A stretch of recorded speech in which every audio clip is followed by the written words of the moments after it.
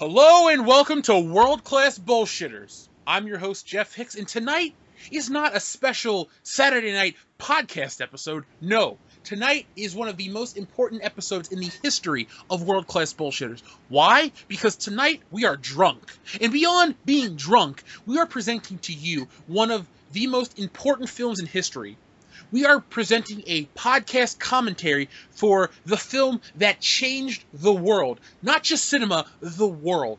Tonight, Dion and I are recording a drunk commentary podcast. Ooh, dig it! For Star Wars.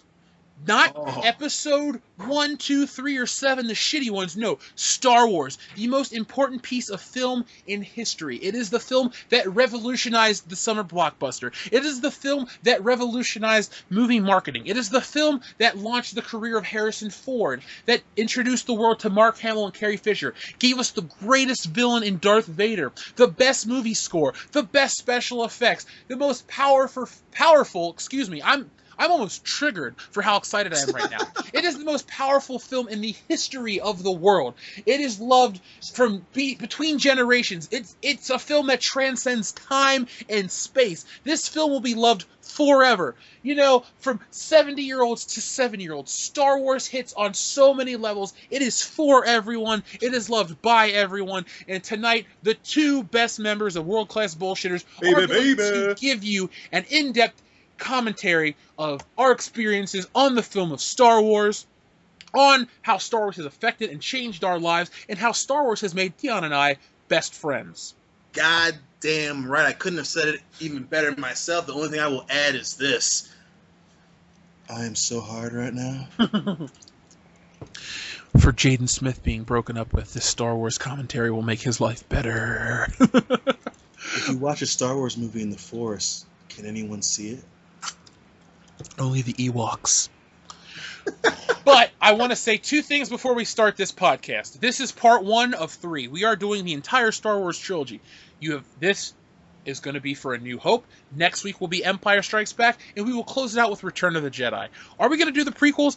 Maybe one day. We'll get Dustin in on that because he really likes those movies, and Dion and I will just shit on them for 2 hours. So We want a different perspective. But we're doing the original trilogy. We're going to get drunker as each film goes on, so you're going to be impressed with our drunk recall. And finally, as always, with every episode of World Class Bullshitters, this episode is brought to you by IncarnateStudios.com. They sponsor World Class Bullshitters. They keep the lights on. They pay for the internet.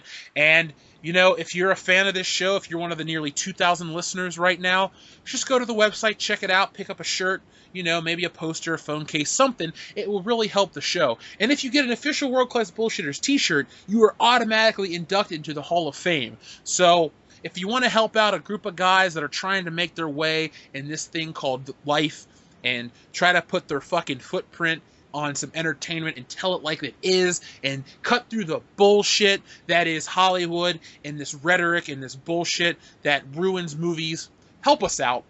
Because we want to take over the world and make it a better place for everyone. So with that being said, it is time to start Star Wars, one of the most important films ever made. So if you're watching this on VHS, Laserdisc, DVD, or Blu-ray, get your timestamp set to 0. And just for the record, before you press play, Dion and I are watching the Blu-ray editions of A New Hope. So if you're watching an original cut of Star Wars, fine, you know, cue up this commentary and watch it with us. We'll talk about some special edition changes, so it might take, you know, it might send us a few seconds off here or there. But either way, whatever edition you choose to watch, despecialized, Harmy, or whatever those fan edits are, this will match up. So, get your timestamp set to 0 and press play right now.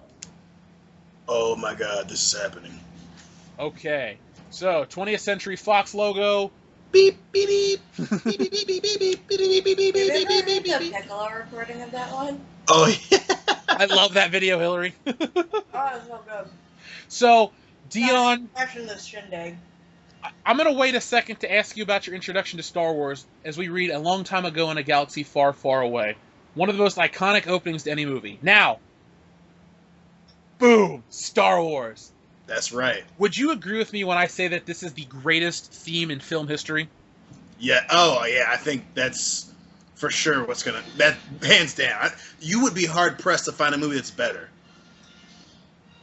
I said to so I'm looking at A New Hope right now.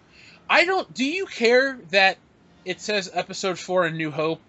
Are you one of the purists that wants the original theatrical cut? You know, and I hate being that guy, but I do. I wanted to just say Star Wars because I'm the type of guy that outside of like some of the arcing screenshots that they did of like Mos Eisley, you know, I don't want to say A New Hope. I want to just say like I want to relive the craziness that happened when it first came out. Okay, so see, I don't mind too much about that. What I care about is like I would like to do my own ultimate cut. I would leave most of the original film intact. The only special edition changes I enjoy are the takeoff from Mos Eisley and the Millennium Falcon. Yeah. I love the Battle of Yavin in the special edition. We'll get to that as we get further into the film, but certain special edition changes are good. I'm not one of those purists. But anyway, Dion, while the credits the scroll is going across the screen, would you tell me about your first introduction to Star Wars? Oh yeah, man. And for those of you that listen to our Star Wars or earlier Star Wars review, this will be very similar or very familiar to you. But for me, the first episode I saw was episode 6, Return of the Jedi. My mom had bought it on video because we didn't rent movies; we always bought them. And I remember that was the first Star Wars I liked, mainly the reason why it's my favorite. But when they fly to Endor and fucking Darth Vader comes off the ship, and I was just fucking amazed. And I kept asking my parents all these questions, like, you know, why does he breathe like that? Oh my God, you know, why is he talking like that? What is the Death Star? Who is that guy? Who is that guy? You know, I was fucking amazed. So then it gets to my favorite lightsaber duel, Luke Skywalker versus Darth Vader, Return of the Jedi. You know, he beats his dad. You know, and again, I had a twin sister too, so this is one of the reasons why I loved Star Wars and it felt so akin to Luke Skywalker, because I had a twin sister. And like, I remember getting really pissed when Darth Vader was like, "Your sister." I was like, "Fucking kick his ass, Luke." And then he beats him, and then the Emperor's doing the Force lightning, and I remember getting so worked up as a little kid. I was like, "That's your son, help him!" And sure enough, Darth Vader goes over there, picks up the Emperor, throws him down the shaft, and as a little kid, I was like, "Yes!" I remember I literally put both my arms above my head, and I was like, "Yes! Yes!" And then from that point on, I was fucking hooked. So the thing with me and Star Wars is I experienced Star Wars the way a new fan would back in 1977. Side note, I discovered I knew what Star Wars was, but I had never seen it when I was really little. I discovered Star Wars. I was at a family member's house. They had an old book from the 70s that was essentially a picture storybook of the film, and I was just enthralled by the images. And the story seems cool. I was maybe 6 or 7, so I could read a book no problem, but I was hooked. So then I saw the movie, and it literally changed my life. And here's the funny part. I didn't know that there were 2 other films. I used to rent Star Wars constantly and religiously, and I would even buy toys from the first Star Wars movie, and I had no clue that there was a such thing as an Empire Strikes Back or Return of the Jedi. I kept watching this first movie, and then one day someone says to me, "You know there's a second movie, right?" And then I go, "What?" And then they tell me, "Yeah, and there's a third one too called Return of the Jedi." And dude, it was like someone had told me that, like, I'm able to walk and talk at the same time. My mind was fucking blown. And I saw those 2, and the thing is, I saw them in order, and I had to wait weeks. I rented Empire Strikes Back, loved it, had the big reveal. I had to wait a whole fucking week to rent Return of the Jedi. Do you know what that was like for a second grader in 1996? To fucking wait, but for a week to find out what happened in Return of the Jedi? Fuck 3 years. I couldn't wait 7 days. God damn. You know, it's funny that you mentioned that because, so I saw Return of the Jedi first, and then my mom, and my parents were like, "Well, you know, dude, Dude, sorry to cut you off, but look, it's Darth Vader." That's right. So okay, what a badass dude. He just comes in, he surveys the fucking carnage. Let's move on. Best movie villain ever. By far. There's no conversation can be had that you can tell me that there's someone that's a better villain than Darth Vader. Oh no. And now Princess Leia just put the Death Star plans into R2-D2. Here's C-3PO's annoying ass. How do you feel about the droids in general? Do you like them as characters? Are they your favorites? Tell me how you feel about R2 and C-3PO. I love them mainly. They're Star Wars characters, so it's very hard for me not to like a Star Wars character. But I do like how for movie purposes, they're the fans, they're the moviegoers. They're going through this crazy adventure, seeing these characters, and that's why I love them so much, and I love R2-D2 so much. You don't know what he's saying, but you know what he's thinking. You know what he's gonna do. C-3PO is annoying as shit. He's the true damsel in distress in these movies. But he adds that. All these other characters are being, they're being more than human. They're being more than people. And C-3PO, for a droid, is acting how you would assume a regular person would. They would just sit there and scream and holler. And I love him for it. I really do. I love him for it. So Darth Vader's choking Captain Antilles. Did you know in the original the original script, Darth Vader rips that guy's arm off? Yep. That's fucking brutal. I'm glad Star Wars isn't overly violent. It's whatever. I mean, this movie is so good. I fucking love this. This is my second favorite movie of all time. Before, this is the great where we're talking about it and the rant. Yep. This is where Princess Leia is fucking awesome. Look it. Here's one set for stun. No, fuck you. She shoots. Guns a guy down. Princess Leia is a badass chick. Nothing but love for Princess Leia. She's one of the two girl action figures that were in my toy box as a kid. It was her and it was China. And I got to meet China and I told her that same thing. And China was like really happy. So I met her right before she died. That was one of the cooler moments of my year. I was happy to meet China. And I'm glad I got to say that to her before she died. I watched that video with you in it on her channel multiple times. I was like, should I stop being his friend because he just went and talked to my future wife when I divorced Hillary? But then she died, and I was like, nah, it's okay. We can still be friends. So this was the first special effects shot that was shown to George Lucas, I believe. Family Guy Star Wars, I just want to bring it up. Family Guy Star Wars is funny to a degree, but it bothers me that people quote that more than the actual film of Star Wars, like this younger generation. Really? You get more... I've always... everyone I've talked to, even people that I talk to in my local comic book store or other fans of movies that are our age, or even some of them that are younger, I still get people who love Star Wars more than the Family Guy thing. I do too. I was just talking like on college campuses, Anyway. Oh, yeah. Here we go. Another reason why Princess Leia is a badass chick. She doesn't even look at the villain and get scared. She's like, only you could be so bold. Now Darth Vader's talking shit to her. It's funny. I got this movie on silent. I fucking know the dialogue by heart. I know. I don't need subtitles. I know exactly what she's saying. Okay, I'm gonna ask you a man question. Would you bang Princess Leia? Is a pig's pussy pork? Let alone is Leia's pussy pork? Either way, if it's pork or not pork, something's getting poked in it, and yes, it would be me. She's a white, small brunette lady. It's a good point. Sounds like Hillary. Very good point. I think she looks best in Empire Strikes Back. To be, you know what? For some reason, her in Endor, where with her hair down, they're partying with the Ewoks. I fucking love that lady with the long curly hair. I'm just like, you and I should have mixed babies and see how they do in life. Here's the only thing about this film that dates it. The fucking Imperial officers, their style, like their haircuts. Their hair, man. It's their haircuts for me. Their haircuts. That and Harrison Ford's sideburns are the only two things that date this film. Because Luke Skywalker's haircut has come back and become in style again. Yep. Now, okay, we're on Tatooine. There's the escape pod, and we're zooming in on the droids. Have you ever seen the original painting by Ralph McQuarrie of the droids walking through Tatooine? There was, because you and I went to that import store at my mall, but when it was owned by the original Japanese people, they had a copy of that painting up, and it was between, and I think I showed Hillary right when we started dating, but it was right after. I was either gonna buy that painting or buy my Muhammad Ali poster, and I chose Muhammad Ali, and it took me weeks to decide between the two. I'm not even joking. Well, I'll buy you the other one down the road, so don't worry, you'll have both. Good man. You'll have both.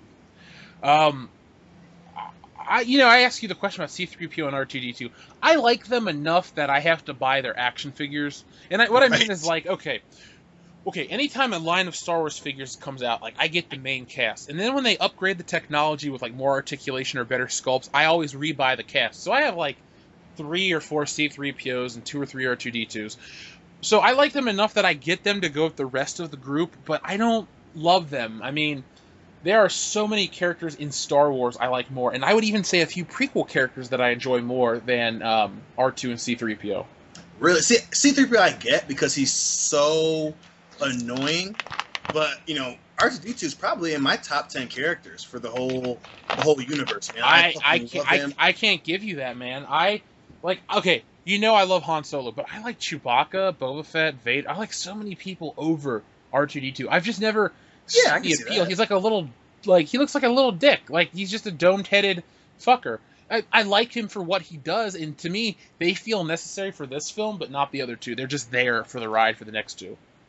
Well, I mean, oh yeah, that's why I love him. I mean, literally outside of flying an X-wing, that was a very clever way to keep R2 in the movies. You know, but that's why I love them. Like they don't have a whole lot to do with what happens outside of the shit that R2 does.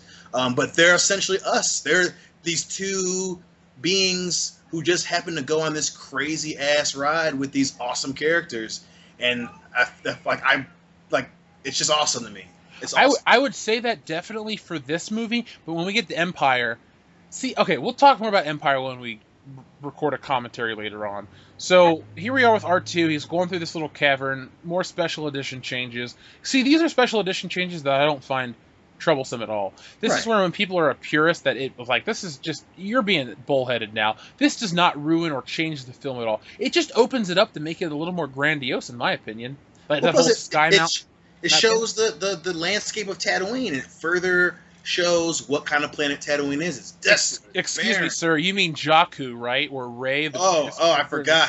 Film Wait, I guy? forgot. Yeah. Whatever the fuck her name's gonna come out with a staff and beat these midgets because she hates small people, bitch. You know what? We'll bring up episode 7. This will be the first time that I've watched the entire trilogy since episode 7 has been released nearly a year ago. We're in 8 months.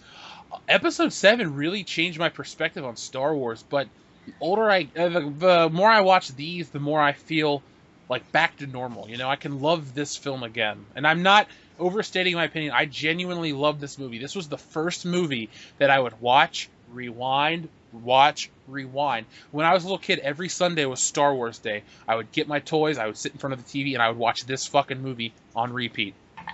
No, for me, episode 7, you know, especially seeing as how it's literally a shot-for-shot remake of Star Wars. But and I always knew that there were changes made to the other movies for money, right? To sell action figures, to get people to buy the merchandise, and I knew that. But for me, what broke my heart was episode 7 was the final proof, the final nail in the coffin that, hey, we're not doing this because it's Star Wars. We're not doing it because we feel that you guys deserve a Star Wars movie. We're doing it because we want to make money off of you. And that fucking broke my heart. Like I said, you know how I feel. I've reviewed it. I've ranted. Just watch it on the channel. So we got the Jawas. They're taking R2-D2 to the Sandcrawler. Dion, I know you had a lot of Star Wars toys growing up. Did you ever have a Jawa or R2-D2 action figure? I had a Jawa. I did not have an R2-D2 figure until I bought that $500 metal figure from the import store. I didn't. And that's the one thing I really wanted was I wanted the Jabba tanker so bad, and I never ended up getting one. It kind of made me sad that I didn't. I remember distinctly, I was a little kid. I was in the 2nd grade, and I come home from school one day. Now, my mom worked a lot when I was a little kid, so I saw my mom all the time, but she worked a lot. And I remember one of her off days, I come home from school, she goes, "Jeffrey, I got a surprise for you." I go, "What is it?" And she went and picked me up an R2-D2 action figure. This was right in the beginning of my Star Wars fandom. Now, you would think that the story ends with me saying I held that figure near and dear to my heart. No, it was just there. It was R2-D2. But I distinctly remember my mom buying me that toy, and I love it. So thank you, Mom, for every Star Wars toy that I own, because you bought most of them. Oh, the Gonk droid. I'm one of those people, I love Star Wars and I love the world, but I don't care about the ancillary side characters. Like, I don't care about Death Star droid that's in the background. I don't care about Gonk. I'm not out there buying these shitty action figures. R5-D4. Okay, I do own R5-D4. But my point is, if you're a character in Star Wars and you're named, I will buy your toy. If you don't have a name in the film, like, and it's spoken, I don't care about you. No, I don't blame you for that. I do feel. I remember being a kid and seeing this one, and I just being like, "Oh my god, I feel so bad for them," and fucking the conch droid. I fucking used to love the little trash droids with their feet. There's conch, conch, conch. I was that was the first character that I wanted I wanted an actual fucking conch droid. How do you feel about this special edition change with the dewbacks? Do you like it? I don't. The dewbacks look like shit, but I did enjoy the first. Them in the background looks better, but the one up close looks like shit. And I do like them adding different stormtroopers because as a kid I was like they only sent like 5 of them, so I did like that it added more grandiose to the Empire. If they were to just George Lucas spends tons of money on these changes. Why not just redo those special effects? I'm fine with the new dewbacks. Just fucking reanimate them. Use the most. This is one of the most important movies ever made. George Lucas, at the time when you owned this, it was your responsibility to us as the audience to present us with, if you're going to give us special edition changes, you need to present us with the most technologically advanced changes. Do not give us it is nearly 20 years since the special edition. I've been a Star Wars fan for 20 years at this point in my life. Give us, if you're going to keep changing these movies for every home release, give us a modern CGI. Do not give us 1997 CGI. Give us 2011 at the point of this release CGI. 2011 CGI is essentially Avengers, and Avengers looks amazing, So give us that. Well, not only that, but I'm just like, if they'd have done, that's my whole thing with the special edition, right? If they were done more instead of just a few different things like that, like come on, man, like if you were gonna do CGI, make sure it looks legit. And all these changes that he keeps doing, I'm in the same boat, man. Like, make it look crazy good. If you're going to spend money and make us spend money on something, if you're going to re-release them in theaters, like, I want it to look like Avengers. I want it to look like it was released last year. Fucking, come on. This half-ass shit, just for 1997? Come on, man. Come on, George. Come on, bruh. So here we go, Dion, our introduction to Luke Skywalker. When I first got into Star Wars, Luke was my ultimate favorite character. I loved Luke. I bought the toys. I dressed up like him for Halloween. Luke Skywalker was my hero. And then I got into Han Solo. No, Luke Skywalker was my favorite for well into my adult years. I liked that he had flaws, man. And he was just this, and he started out as a kid on a farm, which I totally related with. I was this cute little black kid who lived in a small-ass town on a farm. I was like, I could go off on an adventure with a random white dude and save the world? Like, fuck yeah, man. Do me a favor. Now, you and I neither of us are white fully. So do me a favor. Does it matter to you? Can you relate to a white character in a film? Because I sure as shit can. I can. Especially as a kid, you can, for sure. For sure. The worry for that doesn't come until you're an adult. Like, as a kid, I didn't care that he was white. And even then, I was like, well, it was 1977. Like, I didn't care. It wasn't until I was an adult where I was like, throw some color in the movie. Throw some chicks in the movie. But as a kid, yeah, you don't fucking care about that. No, and you know what? I don't care. Like, okay, maybe there's not a prominent... There's, like, one black dude in this movie and whatever. Maybe, you got to have better representation. But then you give us Lando in the next movie, and Lando is a pimp. Like, Lando is a smooth dude. Even for 1980, he fucking makes up for it, dude. He's fucking awesome. Look, maybe Star Wars lacked racial diversity, but the diversity they gave you the best. Like, Billy D. Williams is a good actor. He is a slick dude. He is so cool that you don't care about anything else. Like, that is a slick motherfucker. I respect Billy D. Williams to the fucking nines. Like, that dude is awesome. And even then, it's like, and again, I am biased as fuck because I love the shit out of Star Wars, but it's fucking 1977. What do you want? And it was fucking, the music was even done in London, England. Like, you can't, there's only so much you can do, man. Sometimes you just gotta fucking take the bullet. It was the end of the 70s, a major motion picture. You ain't gonna get a whole lot of brothers and sisters and Chinese people and Mexicans in the movie. You just fucking weren't. And it doesn't ruin the movie whatsoever. Exactly. It's fucking outer space. You know what? Maybe in this universe you could say, there's no such thing as a Mexican or a black person. It's an odd world. Everyone comes from this. Whatever. You know what? like I said, any people that claim these movies lack diversity or whatever, fuck off. This movie appeals to everyone because it's not about the color of these people's skin. It's about their fucking journey. It's about the destiny. It's about what resides in every single person in the world. You know, everyone's a Luke Skywalker. Everyone has this journey that they want to partake in. They want to go out into the world. They want to fulfill their destiny. And you know what? Black, white, man, woman, gay, straight, whatever you are Luke Skywalker. That is who you are, and you will go out into the world and you have a journey. Maybe you're not going to journey across the stars, but you will go and you will become a better person. And you know what? This is just like, this is us in a microcosm. You know, this is just the human story, the will to succeed and become bigger than you are. And that's why this movie works. It is so perfectly crafted. It's you, it's me, it's everyone. It's people from 100 years ago, it's people from 100 years from now. This movie will not age. This will be relevant forever, you know? It's just, It has a science fiction backdrop, but it's the human story, it's the human will, it's what we want to be. Not only that, but even if you look deeper into the film, you know, fucking Carrie Fisher was 18 years old. You're gonna, like, an 18-year-old girl who wanted to do movies. Like, you're not going to fault her for being in this. Mark Hamill was, 23 years old, who was trying to become an actor. You're not going to fault him for literally being the story of fucking Luke Skywalker. Han Solo was 33 years old, who almost gave up acting to become a carpenter, but just went and, by the luck of true luck, got put in Star Wars, and his fucking career exploded. Like, these characters not only are us, but the people who play them are us, man. They, you know, random people who were on a journey, who were just trying to make it, who stumbled into this phenomenon and became world famous for being normal jokers. Hey, let me ask you a nerdy question. Mm-hmm. Do you like that in the prequels they try to match this projection technology? You know how R2-D2 projects Princess Leia? Right. Do you like how they try to mimic that for episodes 1 through 3? No. You don't? I would have preferred they do something different. Like, I definitely would have liked the prequels to be completely something different.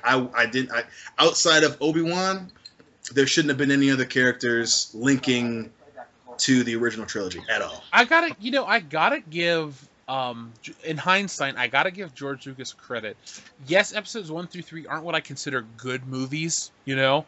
I mean, they're not this, they're not Empire, they're not Jedi. What they are is they're shallow attempts at philosophical filmmaking in the 90s and early 2000s in the post 9/11 America. But what they do successfully is they represent an earlier take on this universe, and I have to, as time goes by, I have to respect them. Like I said, you've known me for almost a decade. You're my best friend. You know me better than anyone but my family. Or actually, you know me anyone better than my mom. So I'm saying, there's like 2 people on this planet that know me better than you. And you know how I feel about these movies. Mm. But I gotta say, man, I've really had a change of heart. I've gone back, I've watched them, I've analyzed them. And here's the thing. This movie, Star Wars, that we're watching right now is like Star Wars Prime. Everything you make that takes place before and after needs to make sure that links up with this movie, because this is the important one. Right. And I gotta say, episodes 1 through 3, in a way, do that so much better than how episode 7 continues it. I hate episode 7. It is a bad movie. It ruins the Star Wars lore, and more than anything, it offends me that people defend it. I honestly, look, I'm not trying to be an asshole right now, but I firmly believe if you think episode 7 is a good Star Wars film, you need to have your head checked, because it is a bad film. If you can take off the nostalgia goggles and whatever outside influences you have for liking this movie, it is a bad film. It ruins characters. It takes 40 years of fucking film lore and shits on it to make $2 billion. Okay? Now that to build off that, I'm only gonna say one thing. And this is for my boy Jade. I know you're hurting, son. Even Luke Skywalker's and Rey's fucking costumes are almost the exact same, besides sleeve size, bro. That's it. And to build off that, to show you how shallow episode 7, and say what you want. Say what you want about the prequels, man. You know, they at least try to continue the story, or in this case, fill in the blanks they mention in these movies. Particularly this movie. Obi-Wan mentions the Clone Wars. the prequels were supposed to be about the Clone Wars and the aftermath. Episode 7 is so shallow, they couldn't even give the woman her own fucking wardrobe. They copied Luke Skywalker's. Yep. That's how little attention to detail they fucking gave that film. And it drives me. And she even has similar fucking boots. Why? Because they wanted to remind you of Luke Skywalker. They didn't want to build it. And say what you want. You know, it's a main character, it's a woman. I would love a woman character. But don't make her a carbon. Make the bitch something different. And I know I want my wife, I want my sister, I want future children and generations that I'll never fucking meet to have something they could relate to. Now, Dion, I don't mean to be rude, but to me, this is the most iconic scene of this film. This is beauty. Yep. The music. Hey, they copied it in episode 7 too. They did, but look at let's take out episode 7 for a minute. Listen to this music. Look at Luke longingly looking at the fucking horizon. This is Star Wars encapsulated. This is what makes Star Wars and resonate with with history. This is what makes Star Wars stand head and shoulders above every other movie that will ever come. Because you know what? It puts the human story in a fucking different environment. For me, this is where the movie starts. Is that scene, and then here, like everything else introduces you to the universe. This is where the universe truly starts. Can I tell you something on a personal level that I only want to tell you again because the listeners are listening to this right now? Hell yeah! For about a decade straight, I would only watch Star Wars from the Cantina on because I love Han Solo. You have no clue. Like, I was a 7-year-old kid. I wanted to be friends with Harrison Ford. Like, I thought to myself, I'm 7, but he would like me. I like his movies. We would have something to talk about. Nah, man. I fucking... The older I get, though, the more I like Luke. I genuinely... Like, Mark Hamill may have not had a big film career, but that... Oh, no. See, that's the only thing I'll argue is even though he didn't have a lot of career with his face being recognizable, he still had a pretty awesome career, man. Oh, yeah. You know, being in like some cult movies. Like The Guyver? Oh, I fucking love that movie so much. Mainly because of Mark Hamill. A question. Do you like Aunt Beru and Uncle Owen? Okay, you got personal with me. I'm going to get real personal with you, even though I probably told you this already. But this is for America.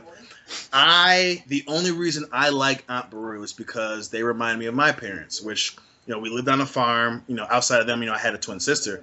But my Uncle Owen reminded me of my dad, who was like so, you know, they're both men that were the ends justify the means. So for Uncle Owen, it was justifiable that he was a dick and didn't let Luke out of his sight because he cared about him. And then Aunt Beru just put up with his shit. And that was exactly what my parents were like. You know, my dad was a helicopter parent, my parents were helicopter parents, and my mom, you know, to be honest, didn't really truly, you know, grow as I knew her until my dad died, and it really resonated with me with Aunt Beru and Uncle Owen, and that's why I like them, just because they remind me so much of my parents. I've never heard you say that, so no. I'm genuinely happy with that, and I'd like to make a quick amendment to remember how I said I was introduced to Star Wars from that first book I found. Mm-hmm. Actually, when I was a child, I got a book in the mail about toys, and there was a whole article about Star Wars toys, and I read it, and I wanted to be a Star Wars fan because the toys looked cool and the story sounded awesome. And by the way, back to the film, when I watched this as a kid in full screen, when he says, "Look, there's one of them right now," in the full screen edit of Star Wars, you cannot see the sand person. So I had no clue what he was talking about. Yeah. So when I saw this in widescreen for the first time in 2004, I was blown away. And you know, America, if you're out there and you're watching this film in full screen, you are missing out on so much. Don't watch full screen. VHS is cool to collect, to be niche and different, but man, widescreen is where it's at. And by the way, sorry to keep rambling, that fucking special edition change with the rock in front of R2-D2 is so retarded. 1, how does he get in there? 2, it's not there when they show him from the back scene. It is so dumb to put that rock there. Those are the kind of things that George Lucas... And here we go, right here. The fucking crate dragon choir. Yeah, that's dumb. Retarded. These are the type of problems that George Lucas had with the film that weren't problems. This movie worked perfectly up until this point. Like I said, I like some of the Yavin changes, the Battle of Yavin, and I like some of the other changes, but this is where you don't need to change the film. This is where the movie was perfect. And I don't know what to say, man. I really want to get myself 2 high-definition copies of this film, an original cut and a special edition, and I want to cut my own film, and I want to release it on Blu-ray, and I want to give you a copy. I feel like it would be your favorite cut of Star Wars. For real. And like I said, I'm really mad that when my mom moved, I didn't grab... No, I had... Because we did have the 1997 re-release, but we did have the original cut where it had the introduction interview with George Lucas. The 95, yeah. Yep, and I didn't grab that. I'm still kicking myself to this day. But for me, the worst edition is the yell that they add when Obi-Wan originally comes up. You know, that for me, I liked it more, not just because it was the original cut, but it made sense. Why? Because Obi-Wan is old as shit, and he's been on fucking Tatooine for 18 years. It makes sense that he couldn't create a fake scream for the Tusken Raiders that was so crazily, reminiscent of a crate dragon. It made sense. Now, it not only does it sound weird, but it's like, if you're that powerful, why couldn't you at least beat Darth Vader? For me, it made sense. He was old. He couldn't use his powers the same way that he could when he first got to Tatooine. The Jedi are dead. Yeah. And how do you feel about Alec Guinness as Obi-Wan Kenobi? I'll give you two responses. One, I fucking love him. I think that, and getting Ewan McGregor to play the earlier rendition of Obi-Wan was amazing. I love Alec Guinness. My second thing is, it makes me so sad that he hated being Obi-Wan Kenobi. Obi-Wan Kenobi was the only old white guy action figure that I owned, and I hate to say this as a Star Wars fan, I never played with him. I just had him there because, okay. Because he loses in his first fight that you see him in. Let me tell the audience about my first set of... Okay, like I said, I have tons of Star Wars toys. Like, I'm talking, like, I know the minutia. I know, like, what waves shit came out in. I know about variants. I know the entire line of the original Star Wars toys. I'm talking, I go, like, really deep. I loved Star Wars to a fault. Like, here's the thing. Star Wars is cool and trendy to like now.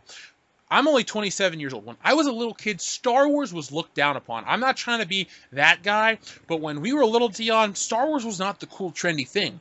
You had Power Rangers, and then people got into a whole bunch of other things, like Pokemon. Street Sharks, Pokemon. Yep. I liked Star Wars. I watched this shit. I analyzed this shit as a little kid. I was called a nerd for liking Star Wars for a long time. Star Wars was not as cool as it is now. So when people say, oh, Star Wars was always cool, you know what? No, it fucking wasn't. But I digress. My point is, though, when I was a kid, I remember my Uncle Carl, one of my favorite uncles, great dude. He took me to the store. He said, Jeffy, what do you want for your birthday? I'll buy you some toys. I said, okay, Uncle Carl, let's go to Johnny's Toys. If you're a Midwester, you know what Johnny's Toys is. It's no longer with us, but you know what it is.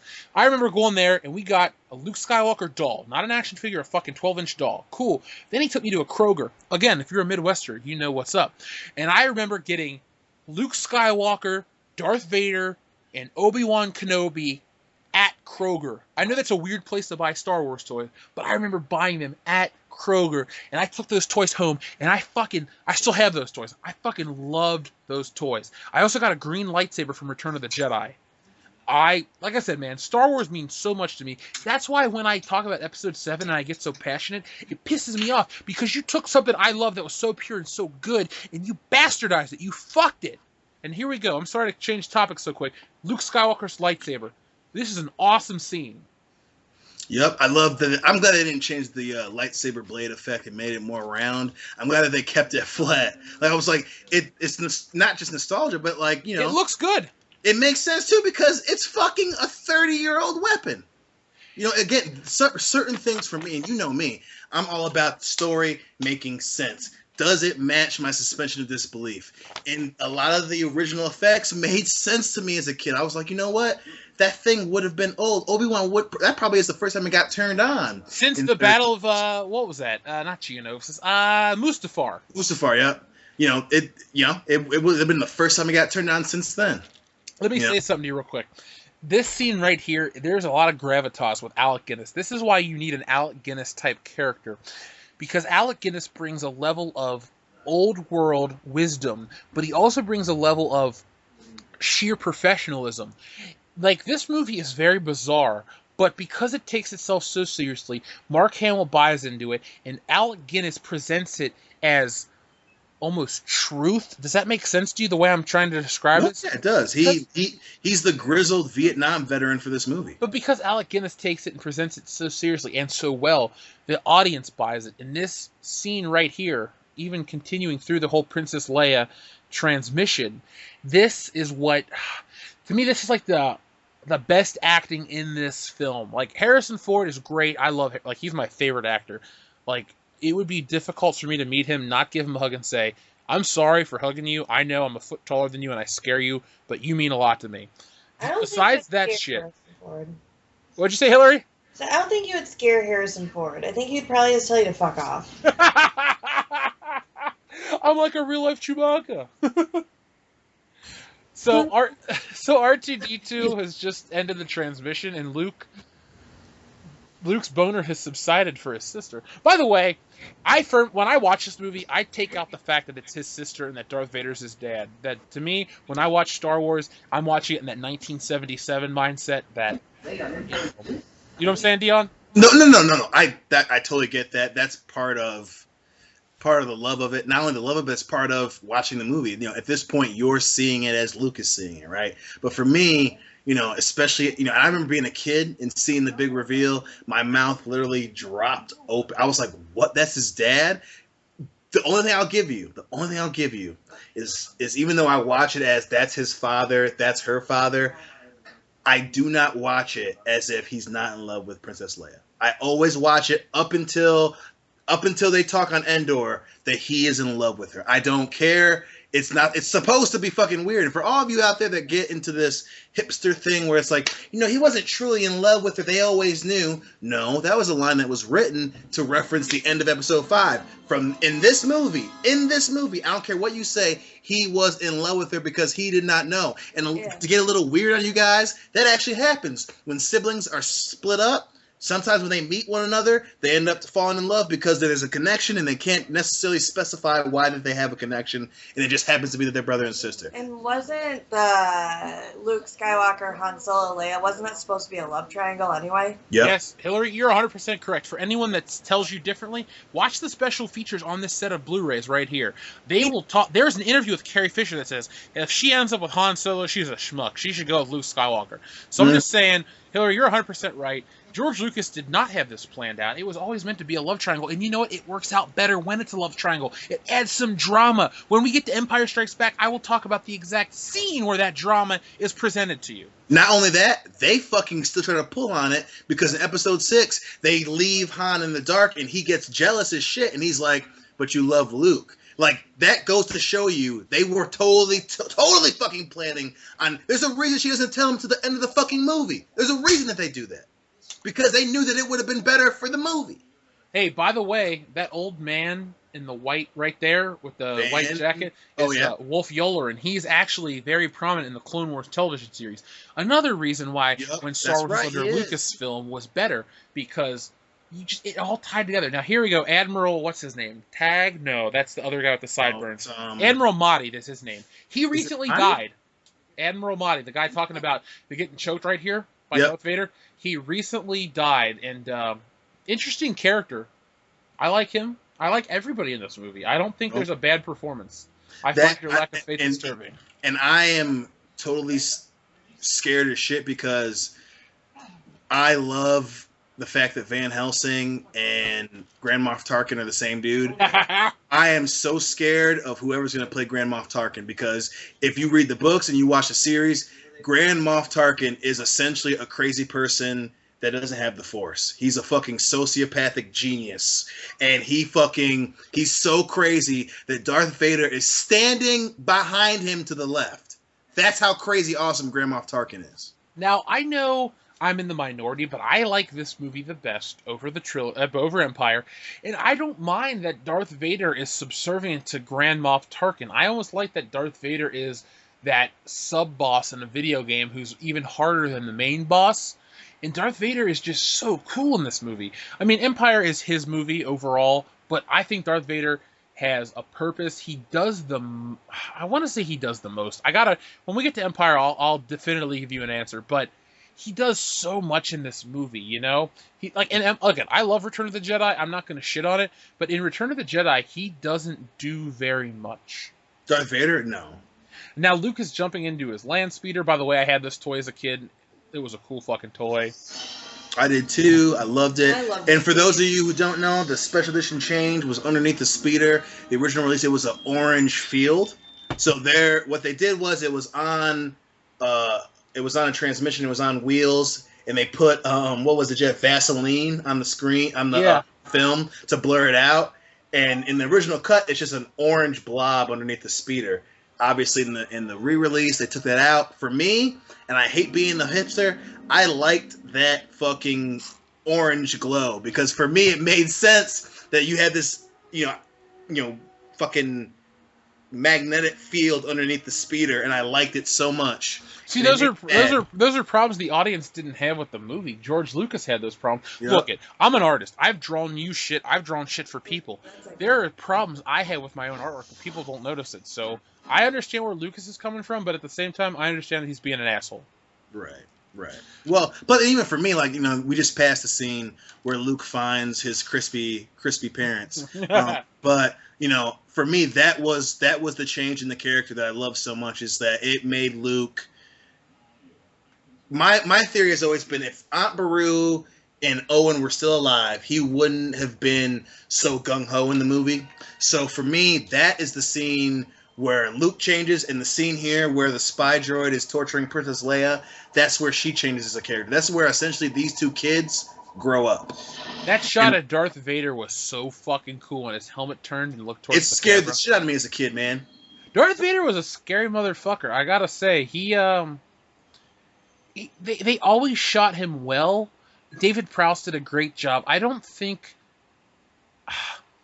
These old Star Wars movies, I don't think they did anything wrong or bad. I'm not just praising it through, like, nostalgia goggles. They're really good movies. They're high concept. Well, not high concept. I don't know. You know what? We'll talk about it later. Can we just talk about how, I don't know, that the thing that we got into on one of the early episodes was how whether Star Wars is truly for kids, and how you were saying, not for kids, but for everyone. I was saying it's definitely an adult fantasy movie, because that small scene, they're fucking burning Jawa bodies, and fucking C-3PO is supposed to be carrying a dead body and then just throws it on the fire. And as a kid, I always was like, God damn. Well, see, Theon, here's the thing I like about Star Wars and older movies in general, is that they kind of give you the real world just in your face. Yeah, man. The real world isn't sugarcoated. Like, when people die, they burn the bodies sometimes. And by the way, I'm sorry to cut you off. Special edition change I fucking hate. The approach to Mos Eisley, this is retarded with those fucking droids, and I like this part. I hate them flying in. This scene where it sweeps up and is showing Mos Eisley, I do like this, but I hate that the CGI looks like shit. Yeah, the CGI, it takes you out of the film. I wish. Here's the thing. I like this scene. They actually had to refilm that shit. This part I don't like. I hate that the fucking Ronto. I had that toy as a kid.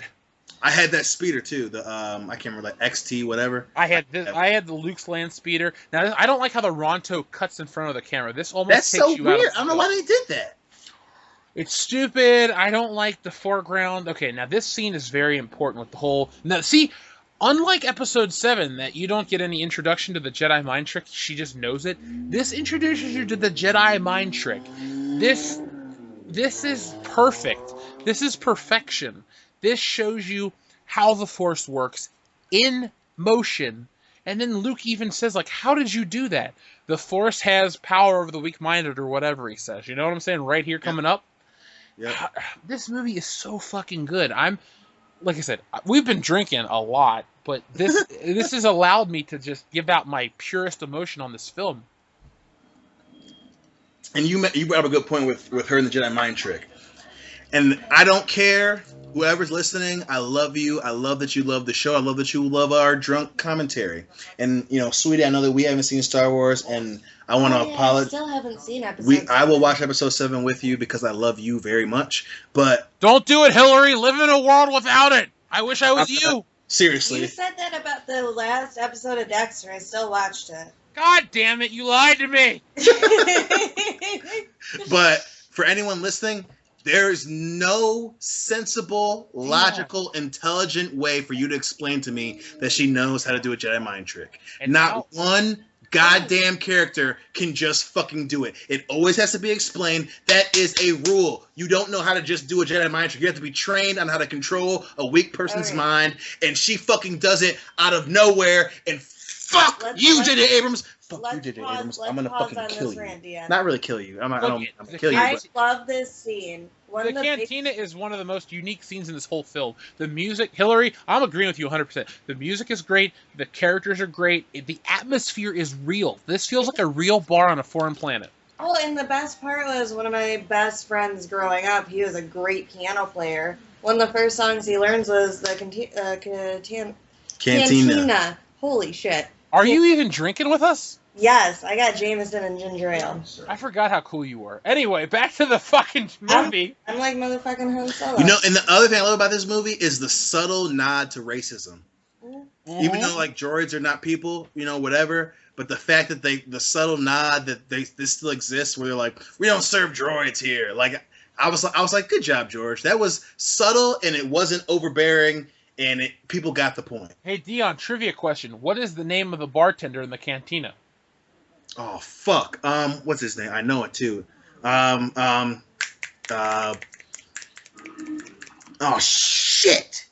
Is that a no? You want me to answer it for you? Yeah. His name is Wurr, like Wuhrer, something like that.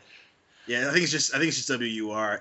I knew it was something weird. I didn't realize it was Wurr, so I wouldn't have guessed. Oh, God, here we go. Ponda Baba, the mouth and vagina for a mouth. This always made me uncomfortable. When I watch this movie, I wonder what Ponda Baba smells like. I always imagine that he smelled like salt. I would think fish. Yeah. Hillary, I'm thinking the same thing. He smells like a really unwashed girl's butthole. Dr. Evazan, I love this scene. Star Wars had balls. Okay, Luke gets his shit pushed in, and now Obi-Wan's gonna cut this motherfucker's arm off. Yeah. Boom! And now, okay, there we go. There's a continuity error. If you watch, here's one. That's the only time where someone gets cut with a lightsaber and there's blood. No, not even that. If you pay attention, earlier in the scene, Ponda Baba has fins for hands like a fish. Right. But then his hand is furry.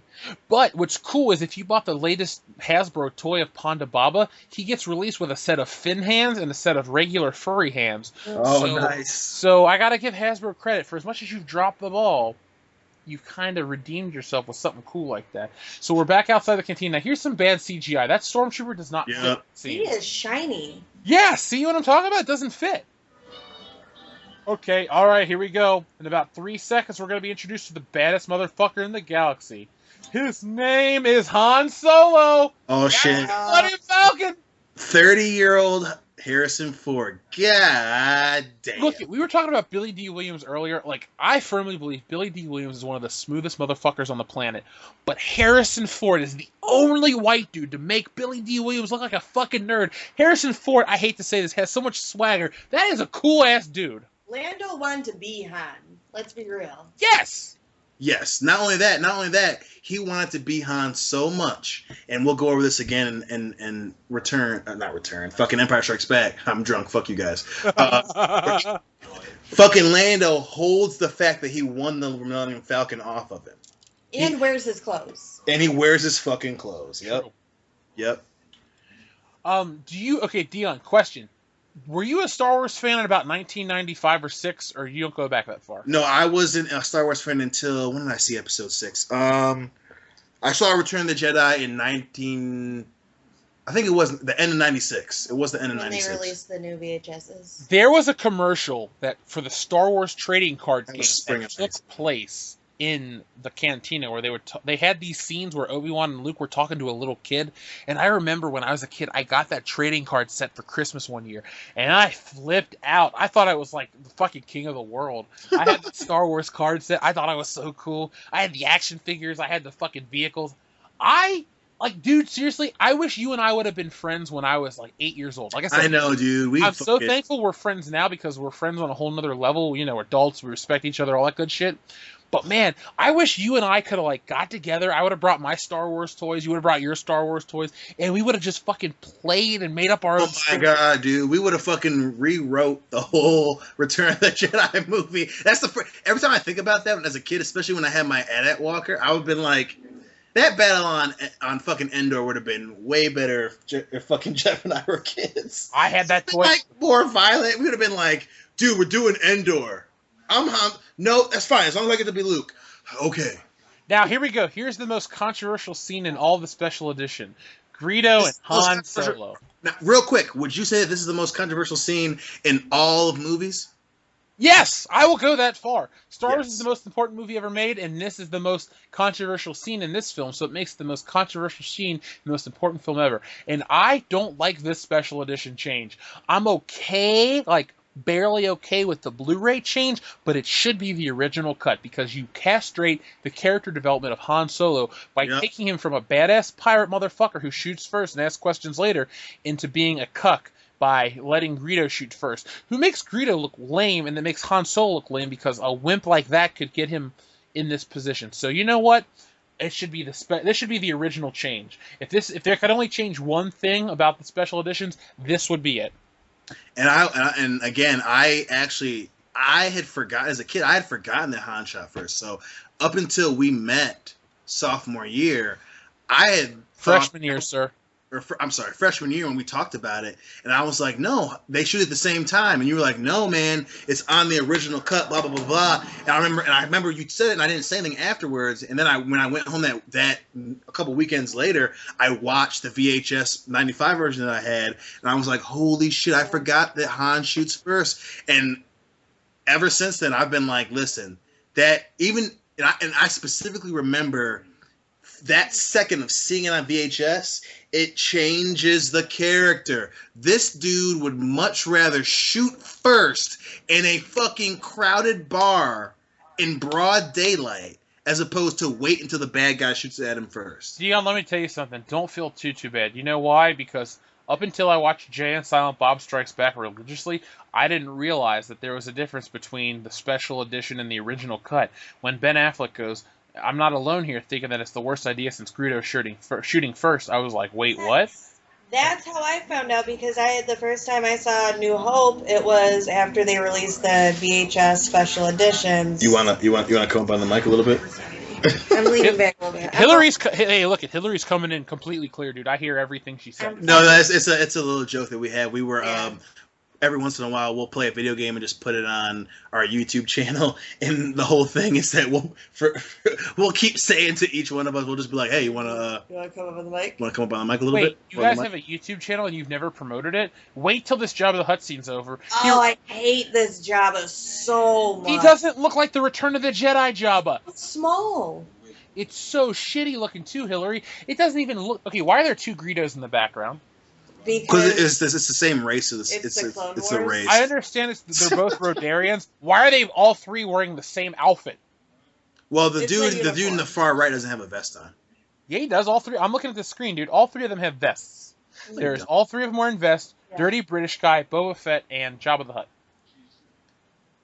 When they come back around, I'll see if I can see the vest. Because I know that dude right there, the one Greedo has a vest. Yeah, all three Greedos have vests, dude. I'm not trying to be that guy to be adversarial. I swear to God, I saw 3 Rodarians with 3 vests on. Question. Yes. What is the name of the race that Greedo is? Rodarian. Okay. Yep. Dion, did you ever have a Greedo toy? You know what I did when my mom bought me the AT-AT. You're right, that is the best. When you guys are right. When my mom bought me the AT-AT, she randomly bought me a Rodarian, and I was like, okay, he's in. And I remember being a kid, and I was like, oh my God, Mom, I love it. But I was trying to be a smart ass. I was like, hey, Mom, just so you know, this guy was in Episode 4. He wasn't in Empire Strikes Back. And she goes, thanks, Dion. And that was my mom's only reaction. Thanks, Dion. You want to hear a funny story about how I got the Millennium Falcon toy? Yeah. I was at a Toys R Us. This was 1996. I remember my Christmases based on what Star Wars toys I did or didn't get. So I remember this was around Christmas 1996. I remember being at Toys R Us and I wanted the Millennium Falcon, but it was like $59.99. Now, if you're a Midwester or you're our age, there was a store called Service Merchandise. I distinctly remember going to Toys R Us, calling Service Merchandise on the phone, quoting a price of $49.99, They used to have including that the Millennium fucking Falcon. that number they would put in their magazine all the time. I got this toy in 1996, the Millennium Falcon from, it was Kenner at the time. It was also made by Tonka. That was one of the most used toys I ever had in my life. I fucking loved it. And by the way, I want to give a shout out to Dustin. I know you're always looking at dicks, but if you can stop looking at dicks long enough to listen to this podcast commentary, Dustin, I want to thank you for being a good friend, and I want to thank you for this Millennium Falcon toy that sits on my shelf every day. I look at it, I think of our friendship, I think of Axel Foley when I'm getting out of the shower. Aww. In all honesty, he doesn't have to stop looking at dicks to listen to the podcast. True. Han Solo, by the way, is not looking at dicks. He's looking at stormtroopers. Chewie, get us out of here. He is shooting motherfucker.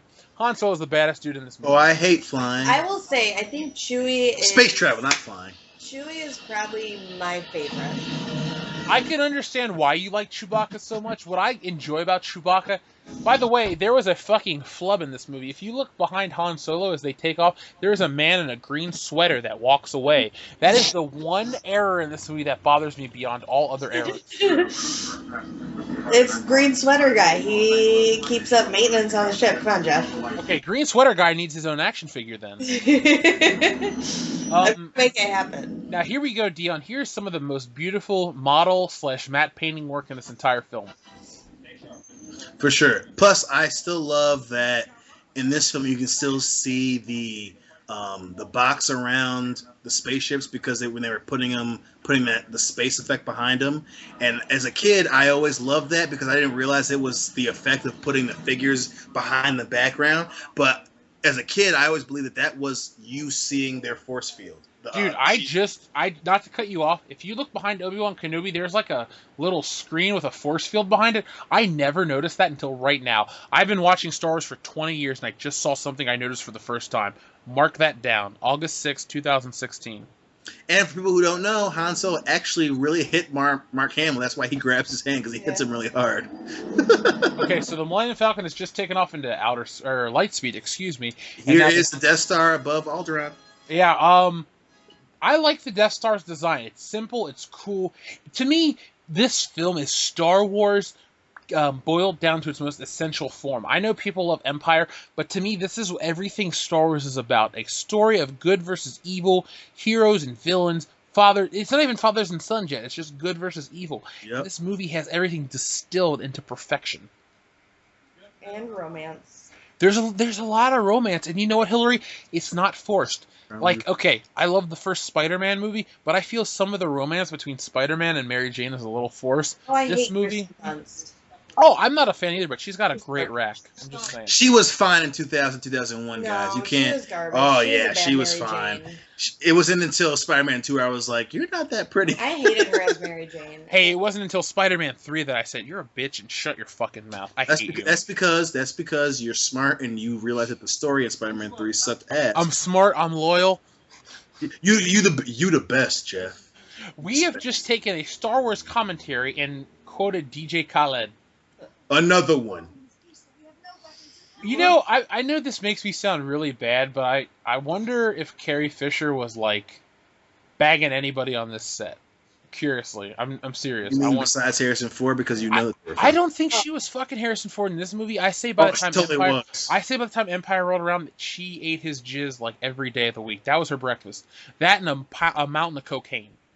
I'm going to cut you off, but one reason I love Princess Leia as a character, even though she's scared for her family, her planet, she still is looking Grand Moff Tarkin in the eye the entire time. She only looks away when she lies. Look, I know people get offended when people say this, but that's a bad bitch. Princess Leia is the baddest of badass female characters. I don't give a shit. Man, woman, Princess Leia is a bad dude. I don't care. She can just, as much as people shit on her, she can take shit and give it right back to you. Even when her planet gets destroyed, she just fucking looks at these motherfuckers and is like, you know what? I'm gonna get you back. And that's how they need to start writing women. They need to stop. That's a whole different rant. You know And what? also, You know what though? not only that, It's coming from a woman, and Hillary, like I said, you're a cool chick. I'm not trying to belittle anything you say. You're a cool woman, and I think more people need to listen to someone like you, who's an actual woman who likes this shit, as opposed to someone who's a fucking blogger that's on the Mary Sue arguing that, oh my god, blah blah blah, women are underrepresented. Hillary, you should have a louder voice. You should put your voice out there. And one problem is they have men writing women characters. More women need to step up and do it. Question: a man wrote Princess Leia. Do you think George Lucas did a good job? He did a good job, yes, but it's very rare. Oh, I'm agreeing 100% with you. No, he did a good job. I think it was because he had a great team behind him too that was checking him at every corner during New Hope, Empire. And well, he didn't direct those three too. No, but he was a writer. He had a great team with him where he was getting checked everywhere he went. Because a woman wrote Empire. Lee Brackett wrote the original script. She died right after she finished her first draft. Yeah. And by the way, I don't mean to change topic, but I love Star Wars. There is a continuity error. Every time there's a close-up shot of R2-D2 on the Millennium Falcon, it's actually shot on the Death Star. So if you pay close attention, when they show close-up shots of R2-D2, it's actually got the Death Star control panel behind him. Just saying. The pillows up behind Luke when he's with the training droid. Just random bags of pillows up there. You know what? I didn't notice that until I started watching the movie. As a kid, I was always like, why are there pillows up there? And they're just the store brought. He went to Walmart, bro. It was nice. Those are the quarters. That's the common area on the I will say though, I would let Harrison Ford, especially old Harrison Ford, do some dirty things to me. Look at that face. A lot of strings. Hey, you know what? Harrison Ford. I'm gonna put Harrison Ford in the same caliber as like a Chevy Chase. He was a cool dude. I don't care what that was like genuine cool. And even Alec Guinness smiling right there knows, like, you know what? You're kind of right about shit. You're a cool motherfucker.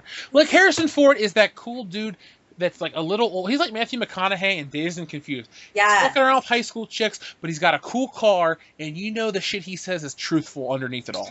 Mm-hmm. That's perfect. That's absolutely perfect. So, here's the thing about Star Wars A New Hope. Star Wars A New Hope, every scene, the characters feel organic. You learn about Han Solo, about when he says, ancient religions and hokey religions and ancient weapons are no good or match for a good blaster or your side kid. And then you have Luke say you don't believe in the Force. Like, you learn about Han Solo's cynicism, and you learn about his character arc in this film. He goes from a man who does not believe in any sort of religion to a man who firmly believes in the Force by the end of Episode 6. Like, that is character development. Not only that, I'm going to go a step further with you. Not only does Harrison Ford become someone who believes in not just the Force, but in his faith overall, but him being Luke's friend from this point on changes how Luke is. Yeah. That's the reason why Luke has a blaster when he fights Darth Vader. Even you see it when Darth Vader throws him out the window and he climbs back on the catwalk, he has a blaster. Yeah, why? Because fucking Han Solo told him it's not as good as a blaster, your side kid. And then, even so, when he's fucking... Excuse me. When they fly off Tatooine after they save Han Solo, they have that brief they have like 3 really intense bro moments throughout the movie, because it not only Luke left Tatooine to find adventure.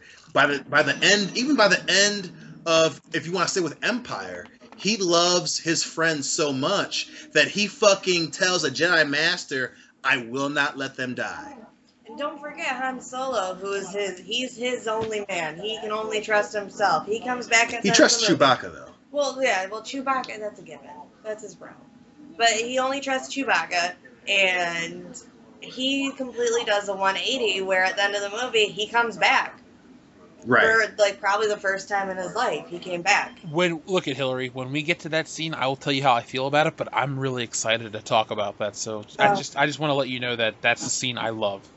I love Chewbacca. I do too. Every time a Chewbacca figure comes out, I buy it. I'm a sucker for that motherfucker. Well, me and Dion always joke that he's Han Solo and I'm Chewie. Joel always called me his Chewbacca, but Joel does the voice perfectly. Right there, that is the best scene of model work in this movie. That fucking shot of the TIE fighter flying away with the Millennium Falcon chasing it looks real. That looks real to me. And I have a discerning eye. I'm not one of those people that buys into whatever because of nostalgia. Like, there are certain shots of this movie that look like it takes place in outer space for real. And it's one of those movies too that it's never, it's always going to be relevant. It's not going to go out of style just because they did updates, but even how it was shot, they did such a good job with the scenery. Just to cut you off, baby. I don't mean to cut you off, but I've always been. That's why one reason why I love old Obi-Wan, because his wonder isn't that that's a space station. He knows that Darth Vader's on that ship. That's why when the minute he realizes it's not he realizes, but he senses Darth Vader. That's when he goes, "That's a space station." And for this entire scene, he doesn't blink. He stares at the Death Star nonstop because he knows that Darth Vader's. That's always been my whole thing, is that he knew that he would reface Darth Vader. And it's a badass scene when Vader realizes that he's like, I sense the presence I haven't felt since... And then he's like, yep, it's Obi-Wan. That's why this movie's so good. There's so many underlining storylines that we don't know about. And then the prequels shit on them. That's true. Yeah, the prequels really do shit on a lot of... Fight in episode 3. No, episode 3 was turning chicken shit. I like the fight in the volcano. Yeah, 3 is the only good one that I really like from the prequels, and that's because of the relationship that they take advantage of at the end. Well, and I think 3 works out really well because you've seen Obi-Wan and Darth Vader, albeit for a movie, because, spoiler alert, he dies. But you see that relationship evolve from mentor to mentee to enemies. Mm-hmm. I thought. Well, mentor to mentee to brothers, because episode 3 harps on that they're finally equals, and then it's enemy. So, okay, we're officially, the heroes are on the Death Star. Not trying to change topic, because Hillary, that was actually a really relevant point. So, remember, I'm just trying to keep the flow for the listener, but I'm not trying to discount you. So, I remember the first time watching this, I was blown away by the stormtroopers and the Death Star. Like, this is such a cool looking set to me. How do you guys feel about it? I fucking love this, because this is really, you don't see, outside of them blowing up Alderaan, you don't see the grandiose of the interior of the Death Star until they get on it, because you're seeing it as they see it. And for me, the fact that all these stormtroopers are behind them, this is the beginning where you're like, they can't get out of here. And then this is the reason why you say you cheer when they get out of the Death Star, because you see all these fucking stormtroopers. Do you love the design of the stormtroopers? I do. I think it's one of the best looking costumes ever. It's a little impractical for... That's the thing for me. I love the look as characters, as the faceless army, but even as a kid, I'm like, you couldn't get around, and the armor wouldn't be up until your crevices, but it looks so good. That's why they can't hit anything. When I was a kid, I thought they were robots. I did too. Yeah, oh God. Make it a little strong. Anyway, I thought they were robots too. That line there, for me, who's more foolish? Not only that, but yeah, that's where you realize that at that point, Obi-Wan's not training just Luke; he's getting to Han too. That's one of the reasons Han comes back, because he spent so much time with Obi-Wan, and he's saying that he's teaching Han a little bit too. That's why I love Obi-Wan, because at this point he cares about Han, because he's like, okay, this guy's gonna be tied to my Padawan for life now. I'm not trying to blow this movie. My name, I'm not doing that kind of shit. But this movie just hits everything so perfectly. And now this scene when they call up the stormtroopers, here's the only question I have. Now, I'm gonna hit you with a real question now. I'm gonna get nerdy as shit on you. Yeah. Which movie is more perfect, Die Hard or Star Wars? Okay. Yeah, I got you, bitch. You did. Let me tell you something. Let me explain to you. First off, Die Hard has never been changed from its original form. Star Wars has. Mm-hmm. Now, Star Wars had scenes that sucked me out of the picture for a brief moment due to technical limitations. Die Hard never has. There are scenes in Die Hard that still wow me to this day. I love both movies equally, but I'm going to give Star Wars the nod because of the importance of Star Wars. Like, I firmly believe Star Wars is the most important movie ever made. It changed the world. If you're one of those people that say the most important movie ever made is the first movie ever made, you're a fucking idiot. I'm sorry. Can you even tell me what the first movie ever made is without looking it up on Google? No, you can't. Star Wars is the movie that changed everything. It is the most modern classic film ever. Everything about it is well done. I love Die Hard. I think Die Hard has better performances, but I guess if I take nostalgia out of it, I'm gonna still give the nod to Star Wars because Star Wars is such a sweeping epic. Die Hard is such a claustrophobic little movie that is perfect, but Star Wars spans the galaxy, and it's so much more. It's a story of the human condition. Die Hard is a very American story. Star Wars is a very global story. Yeah, and you have movies that are classics. You have the Casablancas, you got the 2001 Space Odyssey, but nothing affected the world more than Star Wars did. Thank you. It was a cultural phenomenon. It changed everything. It changed the whole game. Special effects, writing, everything. Hey, Dion.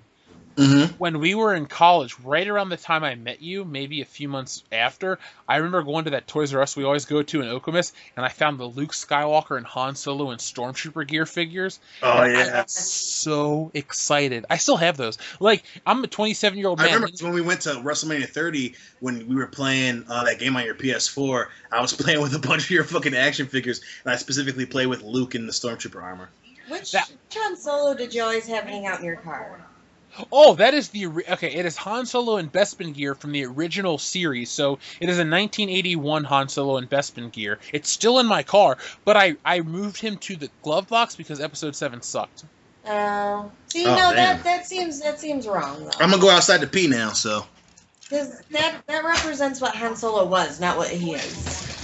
Hillary, this P is for you, Jeff. This P is for you. Hillary, I agree 100% with you, but you got to understand something. It would be like if D2 grew up and he said, I never had a mother. I was raised by my father. Like, I felt betrayed by how bad. That would make me cry. See, and you know what? I mean, yeah, I'm speaking in hyperbole. I understand that, your son betraying you is way more important than a fictional character betraying me. Yeah. But I don't I grew up idolizing Han Solo. He was like the most manly man in Star Wars. And to watch him go out like a bitch hurt me on so many levels. I didn't at the end of the day, I don't care that Han Solo's dead. I care about how bad that movie is. But the Han Solo death was so weak. Now, I swear to God, if Indiana Jones or James Bond ever got killed in the movie, I would cry tears. I would just be so sad because they took something that was so great and so iconic and they fucked it up for shock value. And they did that with Han Solo. Partially, 99% of it was Harrison Ford's ego. Yes. But that 1% was just so poorly done. If Han Solo had to die in the movie, I would have had him gone out in the battle fighting that second or the third Death Star, that planet or whatever. That's how Han Solo should have went out. He should have went out sacrificing himself. It should have been, and this is what pissed me off. Chewbacca should have been crushed by a moon. Fuck you. I forgot you were entertained by my description of that, by the way. That was so good. I still love it. I love it so much, and I love Chewie. But I miss living with you guys because one, you're my closest friends, and two, we have so many good Star Wars related topics to talk about. It bothers me that we live 350 miles away. Yeah. One day we'll be close. One day we'll be closer, and we'll be able to host World Class Bullshitters together. You know what, listeners? It'll happen, man. It's listeners, the future. Listeners, if you're listening to this right now and you like what you hear, please comment, please like, please share, please help us get to 500 million subscribers. We want to be the biggest channel ever. And you know what?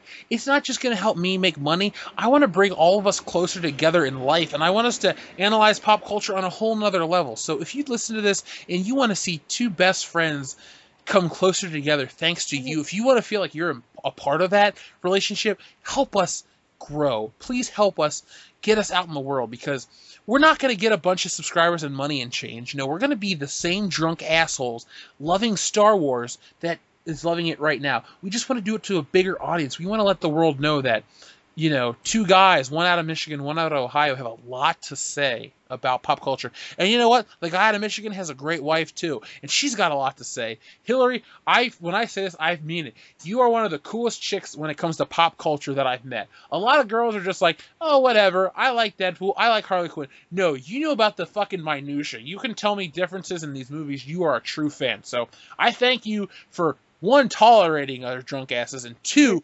partaking in the conversation. That's true. I am the mama, so. As long as you don't throw any random fits when you're mad that we're... I throw random fits all the time because fuck my life. I just need to do that. It makes her charming, though, Dion. Don't.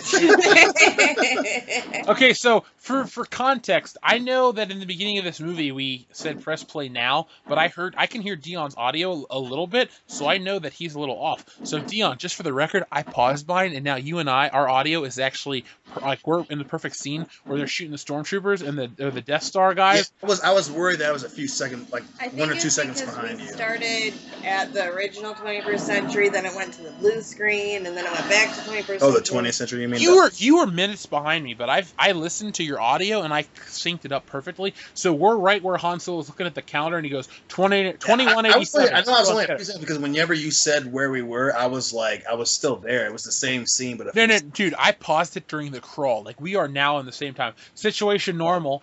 Like we're in the same scene now because I heard you and I paused it because no homo. I love you guys, so I want us to be on the same Dude, page. no, you don't have to say no homo, bro. I'm not gonna be like, hey, yo, that's gay, bro. You are my son. You are my roast. No, so anyway, look, right here is one of the funniest moments of the entire Star Wars saga, and I love it.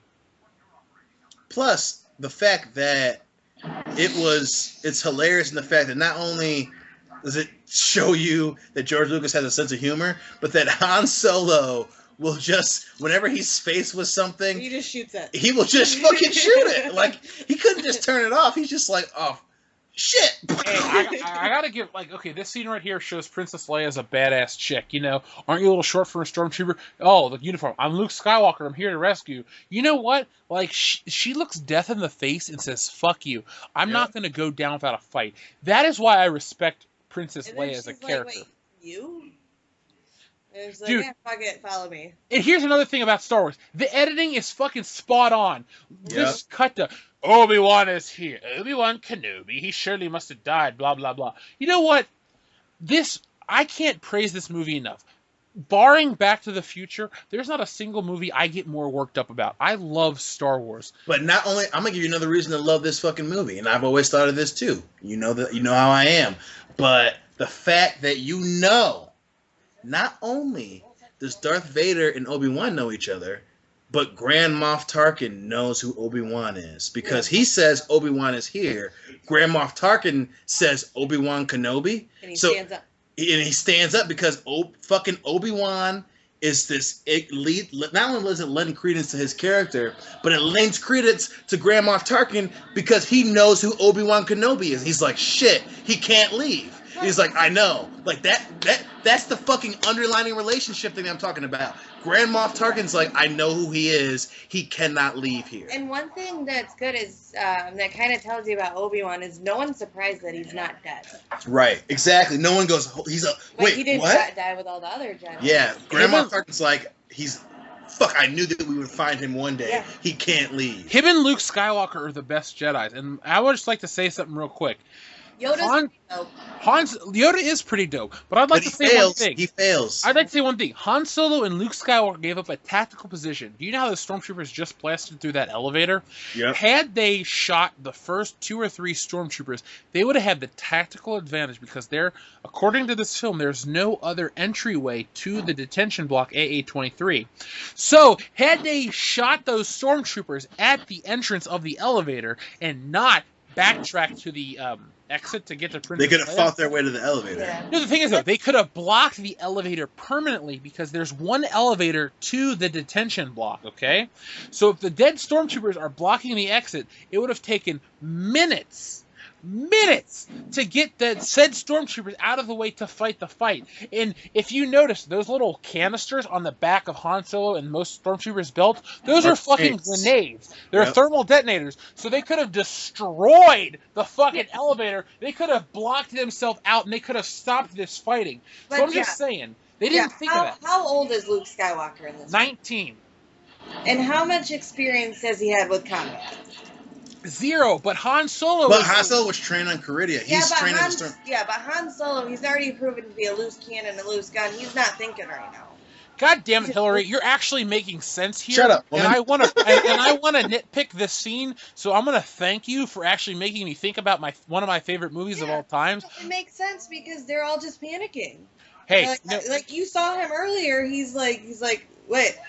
Shit, and shoots the control panel. Hey, so he doesn't have to deal with that. Hey, look, with all due respect, you're right. But to getting back to my point, God damn it, they should have just shot everybody. They should have. Should have, could have, would have. You know what? Let's get back to the scene. Dion, back to you, man. Scared me. I love this. I love this movie. This scene is so good. This scene scared the crap out of me as a kid. Hey, Hillary, let me ask you a question. We've been friends for a decade, too. I met you and Dion the same night. That's true. When did you first get introduced to Star Wars pre-Dion? It was, I think, it had to have been right after, like I said, the first one I saw was New Hope on the VHS when they re-released them. Because I would always sneak down when I have 4 older brothers. They would rent movies all the time, so I'd sneak down when they were with their friends watching movies. Didn't always end up well for my psyche. I happened to sneak down once when they were watching A New Hope, so I was just sitting in the back of the room and watching this movie, and it was absolutely amazing. And so I used to get on this thing where I'd have a movie, and I would just watch it every day after school. And Star Wars was one of those movies where I would come home, turn on the TV, put the VHS in, and watch a movie. And it would have to be about a couple months before I got into Grease or some other bullshit. Grease was like for a year. But it was one of those where I'd just come home, put the DVD in, and have my after-school snack and just watch it. Hillary, I already thought you were cool, like, on multiple levels. Like, look, we've always been cool, but that time where you let me live with you guys when I needed it most, you definitely fucking, showed your true colors and I respected you. But, like, right now, you've become even cooler than that. So thank you for describing your first introduction to Star Wars. That's actually really badass. I hate to say it, but I'm that guy that thinks, like, Star Wars is, like, little boys living out their fantasies. I forget that women like Star Wars. Yeah. It has a very strong female role model. It does. Princess Leia. Look, I'm being sincere. Like, listeners, you've heard me say this before. I literally have full cinema-sized Star Wars posters in my bedroom. Star Wars, Empire, Jedi. They are staring me in the fucking face. I used to live for Star Wars. Episode 7 broke my heart. I love Princess Leia. She is a badass bitch. And I'm not saying bitch to be derogatory. It's a fucking empowering term, She's a cool-ass chick. Yeah. Princess Leia is a bad woman. There ain't a goddamn thing I'd change about her. She fights with the guys. She's cool. She's sexy. She's everything. And by the way, that stormtrooper hitting his head was a special edition change. Dude, I remember that we discovered that 4 years ago. I think I just happened to be watching Star Wars and you were like, because we were watching Star Wars. I saw the guy in the you back. Like, he hit his head. I think I spit out whatever I was drinking. And I was like, what? You were like, he hits his head, and we watched it like 10 times. No, it was more like 20 times. Oh, and then we saw the videos and we were like, other people have seen this shit. Hey guys, I wish I was with you for that moment because when we lived together, I think we only watched Star Wars together twice. No, no. You and I watched it. For some reason, we would watch. I think that's why I knew what you were talking about when you said you only watched from the canteen. Because whenever we would watch Star Wars, we would only watch it from the cantina. Then we would watch all of Episode 5, and then we would watch all of Episode 6. We would watch Episode 1 only from the Darth Maul scene. And then I specifically remember when we would get drunk on Thirsty Thursdays, we would fast forward through Episode 2, and then we would only watch the major action scenes to Episode 3. So collectively, I think you're thinking more. We watched the whole series. The whole series through, yeah.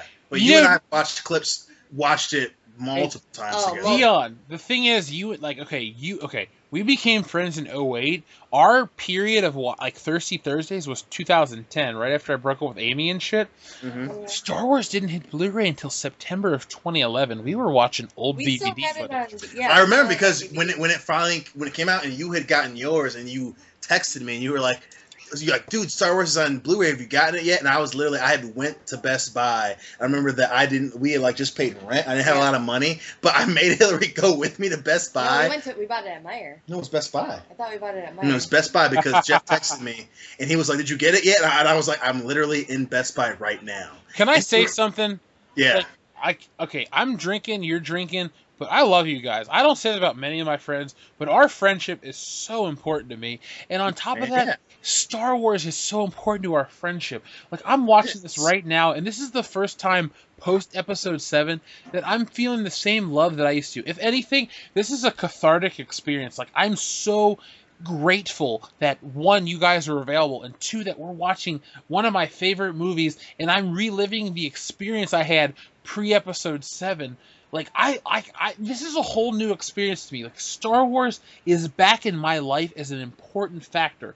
Dion, our friendship is so built on two things: wrestling and Star Wars. Yeah, man. I feel like our friendship is whole again. And Hillary, I'm sorry I cut you off when I say this, but for real, I'm sitting in my office right now, and I'm looking at Obi-Wan walking across that catwalk, and, like, the world feels right.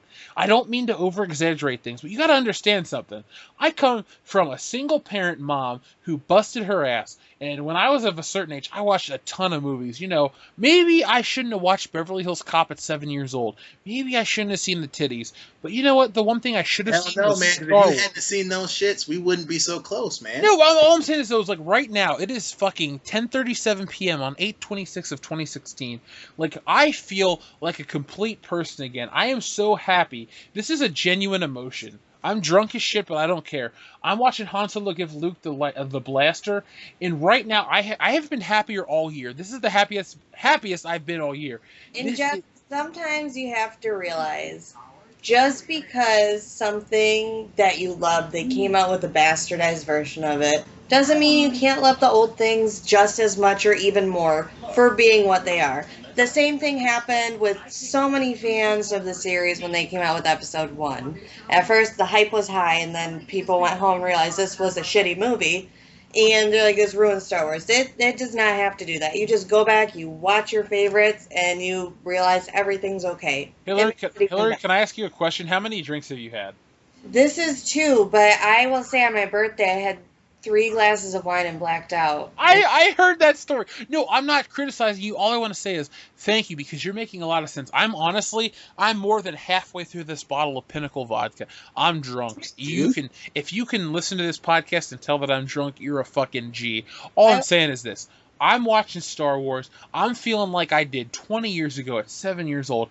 I'm emotional. I'm happy. I'm so thankful that, like, I got you guys. We're watching Han, Luke, Leia, and Chewie go back and escape the Death Star. Like, yes. Star Wars is pure again to me. And you know what, listeners? Especially you, Oggs for President. I'd just like to say something. Oggs, you are the best listener. I know Noah R. is our first listener, but you, sir... though. No, look, you, sir, Oggs for President, are our best listener. You comment all the time. You tell people to subscribe to your channel. I just want to tell you, I'm so thankful that you exist, dude. Like, World Class Bullshitters is a thing, but World Class Bullshitter is better because of you. And now, anyway, back to the film. Han Solo is running towards the Stormtrooper. I love that scream. I do too. Ah! And that special edition. How do you feel about the special edition where they add the rows? Dion, I love it. Let me tell you something, man. I'm not retarded. I know when there's a special edition change. I know when there's an original shot. I like 75% of the special edition changes. I'm not a purist. I know a lot of fans would bitch at me, but let me tell you something, man. There are certain shots of Star Wars that don't work. Back to the Future has certain shots that don't work. Spider-Man has shots that don't work. But you know what? When George Lucas fixes some of the shots in the original Star Wars that don't work, I'm for it, okay? When we come up to my favorite change, I will let you know. Please do, Hillary. Like I said, I'm not kissing your ass, but you are cool. I respect you, and it is awesome that my best friend is married to a woman and actually is great. I love how you're like, my best I friend's could argue married that married to a woman. I could argue that we're best friends too, because I've known you just as long. Hey, look it. Let me tell you something, Hillary. This is not drunk Jeff talking. This is just Jeff talking. I love and respect you. You are a great person, and I'm so thankful that we're all friends. I'm glad. Look at a lot of my friends have had girlfriends that I can't stand or wives. You and I have been cool ever since the beginning. I have never disliked you. I don't think you've ever disliked me. Like, we've always got along. Yeah. I'm so glad that shit works. And now, by the way, if you're a Star Wars fan, you know that Mark Hamill and Carrie Fisher actually did that shot. They swung across that chasm. They were lied to by the special effects supervisor, Peter Diamond, who said, "Oh, my harness ripped? No, my harness didn't rip. It was actually just, my shirt or pants that ripped." And then they did the shot in one take. Yeah. Sorry, like I said, Dion, you know how I feel, dude. This movie is so good. Han Solo and Chewbacca are perfect. I never want to watch Episode 7 again. This is, to me, how Han Solo and Chewbacca should be portrayed.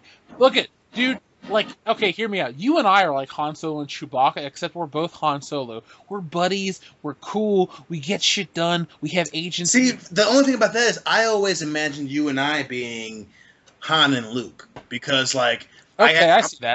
I'm the farm boy. You're Han Solo. You got like the cool background, and like you're like the cool dude, and I'm the fucking farm boy. But we fucking like we have differences, but we mesh so well. I'm not trying to get too real on you, bro. But I always thought you and I are always Han and Luke. Like, we may be doing our own thing, but like when the shit comes to the fan, even if we just want to hang out, it's just like bang. We're just like, click clack, son. Click clack. Look, I'm going to get back to that friendship in just a brief second, but how do you feel about this lightsaber duel?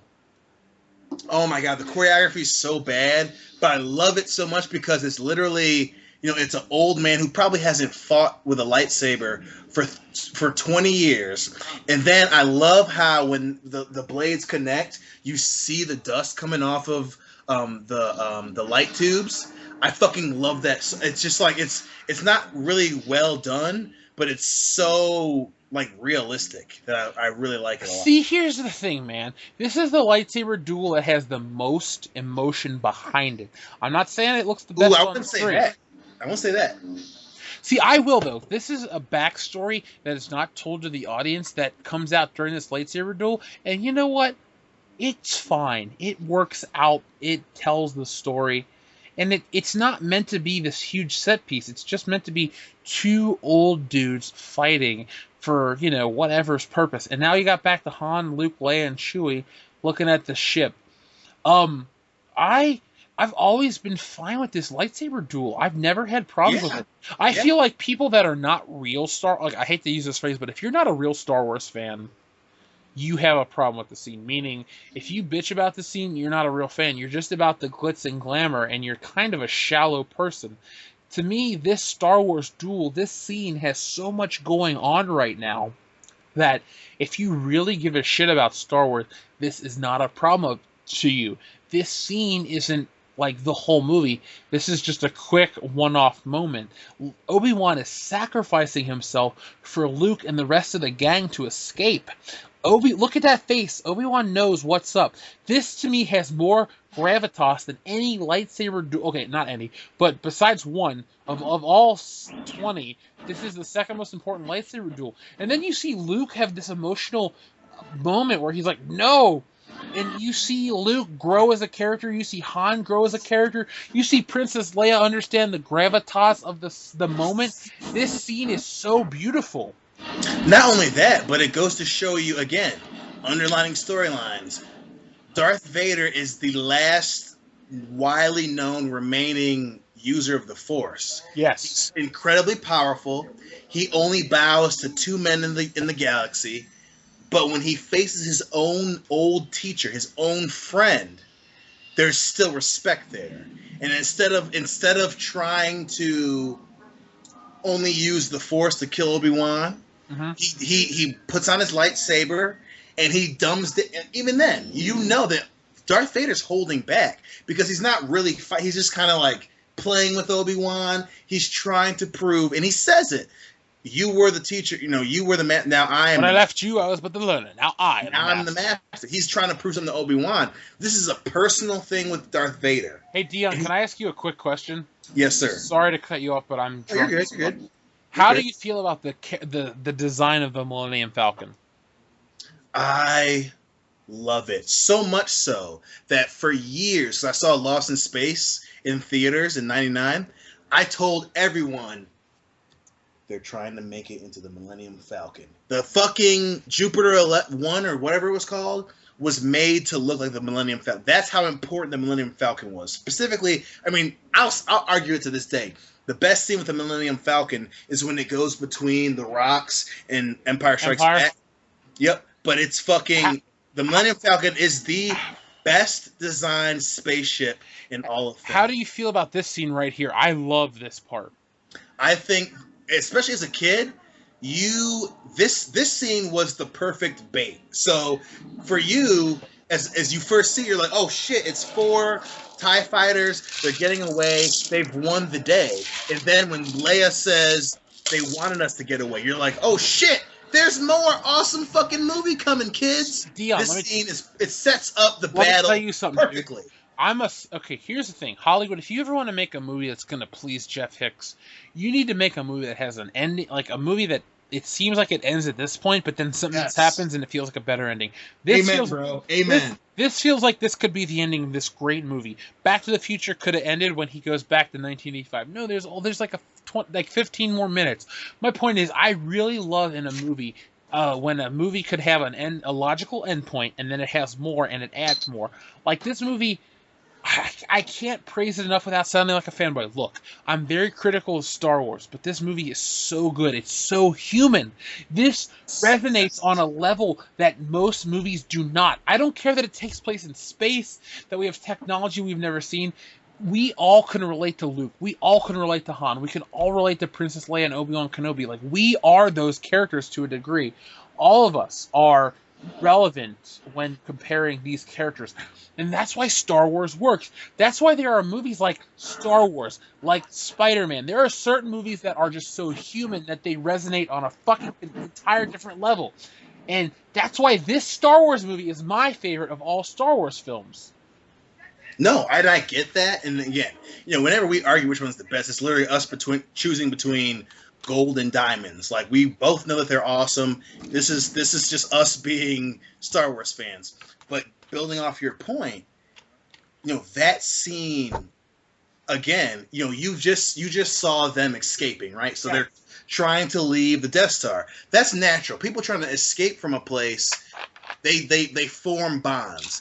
The scene where they fight the TIE fighters, yeah, it's a ploy by the Empire, but that's the first scene where Luke and Han truly become brothers. Yes. Because Luke gets so excited that they're across a hall, right? And he looks back at Han and goes, I got him. And like the older brother, Han looks back and says, great kid, don't get cocky. And then Luke goes back to fighting. That's where they truly bond as brothers. And for me, that explains, this is what Suicide Squad pissed me off about. This movie shows why Luke loves Han and Leia so much, because they fucking went through episode 4 together. They went through the first half of Empire together. He fucking became a man when he was with Han Solo. Point blank period. This is when he became a man. With Luke, with Han, Leia, and Obi-Wan. That's why he cares so much about him. Because essentially his parents died, and then he killed people for the first time with Han Solo and Chewbacca. That's why he loves them so much. Dude, you are essentially fucking saying what I feel. You are not, you are able to take your logic and emote what I'm feeling right now.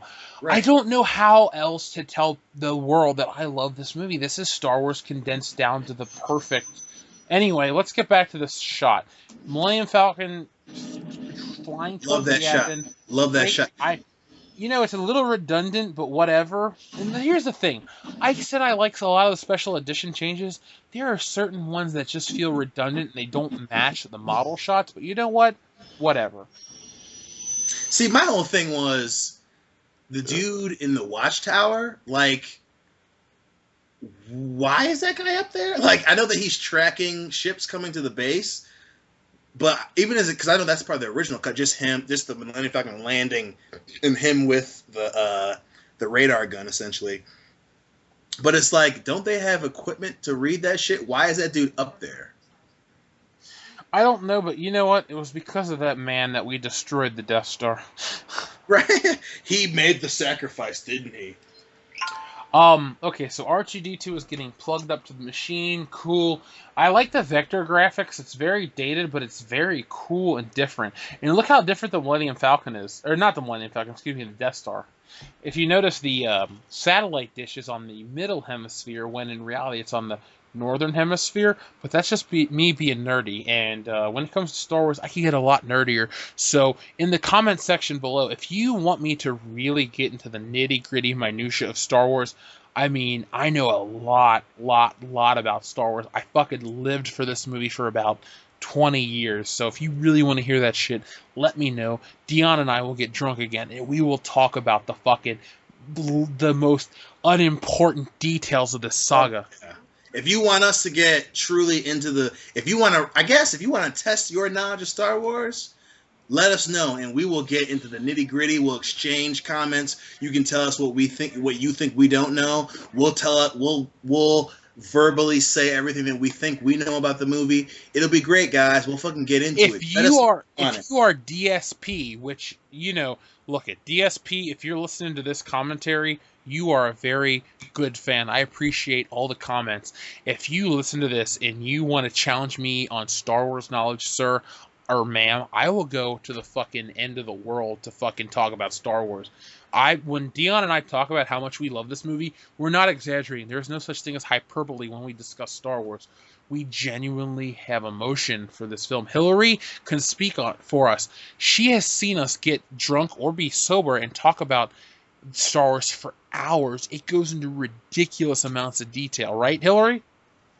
She's in the bathroom right now, but we'll ask her again if she can talk about how you and I will fucking... Let me tell you something, man. The other bullshitters and the fans need to know, we are best of best friends.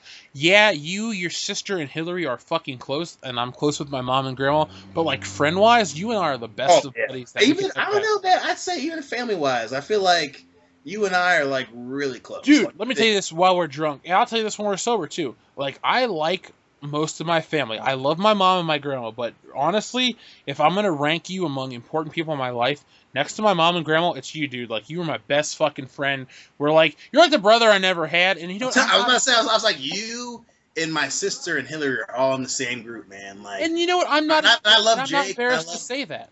Yeah, man. I fucking we're just like, that's why I fucking love MSU. I love Star Wars so much. Like, these things brought me the most important people in my life. And you know what? I will never be I can look back on this drunk commentary podcast in a decade. I will never be embarrassed upon our friendship. I don't care if I tell you I love you, man. You know what? We have been through some shit. You have helped me through some shit. I helped you through some shit. You were there when I saw my first WrestleMania. Goddamn, man. No, but even more important than that, dude, we've lived through some serious moments together. Life, death, birth, all that shit, and our friendship has surpassed all that stuff. And we both love Star Wars. In a way, Star Wars is one of the glues that holds our friendship together, and that Star Wars has surpassed life and birth and death. And look at Jeff Hicks right now at 10:54 p.m. on 8/6/2016, who's drunk out of his mind, is being sincere. Like, Star Wars is one of the most important experiences of my entire life, and I'm thankful every day when I think about Star Wars that you and I can share in this experience that is known as Star Wars. When I went through this journey alone with my friend Andrew in grade school, that was fine, but you know what I'm saying when I say you and I have gone through this experience together, and Star Wars is something that's above everyday average life. It means so much to us. Well, that's why, like I said, I've always seen us as Luke and Han, because, we just passed the scene where Luke essentially goes to Han and pleads with him, hey, you could save a lot of lives. And at first Han says no, and obviously he comes back. And even with where Biggs randomly shows up, Luke is this dude who needs people around him. And at first Han's like, no, I don't want that. But then, he's like, okay, this guy's now my friend, and he comes and he saves his life. That's us, man. That's you and me, man. And obviously, if Dustin were on the show, we'd include him. But you and me, man, like it's just like you and me are Han and Luke, two dudes who are like, hey, let's make a difference. And the other guy goes, okay, let's fucking do it. And he backs his play. And they fucking destroy the Death Star, man. So does that make me Mara Jade? Yeah, we have kids. Hey, look, Dion, back to what you were saying. When we look at the Battle of Yavin, I'll say this now, as the Rebel fighters get ready to fight. The Battle of Yavin is one of the most exciting moments in anything, like in my life. Like, look, you know how I feel about The Rock. You know how I feel about our friendship. When it comes to movies, there is not a single moment in film that has me more excited than the Battle of Yavin. I absolutely love this scene. Yep. There's not. I wouldn't change a single fucking frame. Movie-wise, for me, this is D-Day. This is the Rebels going against the unstoppable force of the Empire. This is fucking D-Day in movies. I love it. It's so perfect. I don't know. Look it. I know I'm watching a 2011 revision of a film from 1977. I'm well aware that there are certain changes that purists don't like.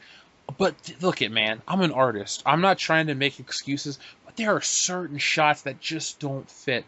And I'll admit some of the CGI doesn't match. Like this shot coming up where they're all passing the first moon of Yavin. Or wait, no, they're on the fourth moon of Yavin, so that makes the orange planet Yavin. So when they're passing the planet of Yavin, some of that stuff doesn't match up. But right here, this looks obviously fake and CGI.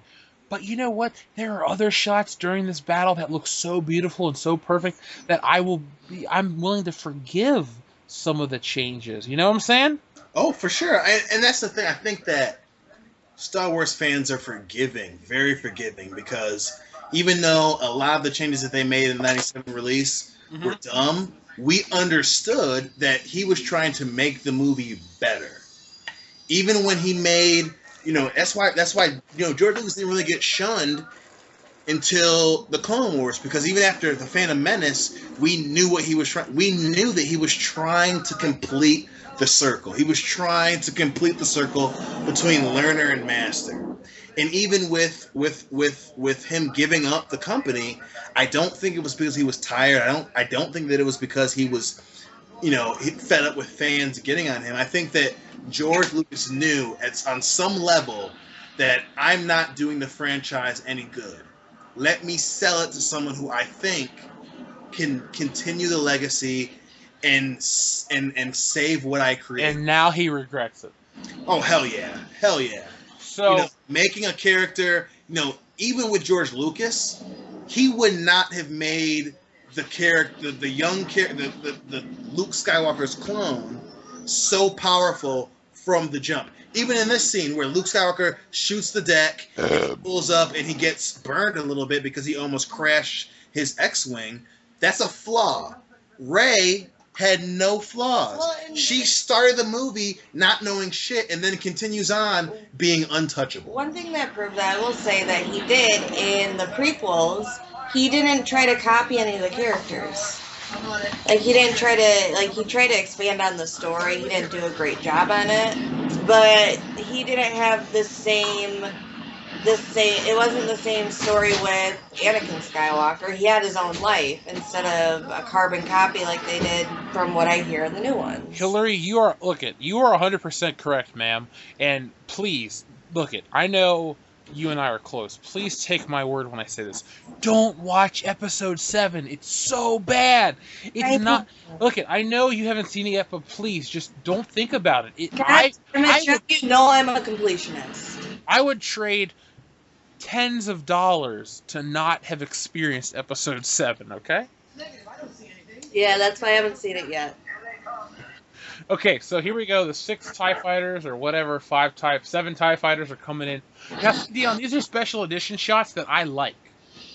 I like these too. These, this whole, I think after they're swooping in, I think everything beyond this is fantastic. Yeah, it matches with the model shots, but it looks so much better.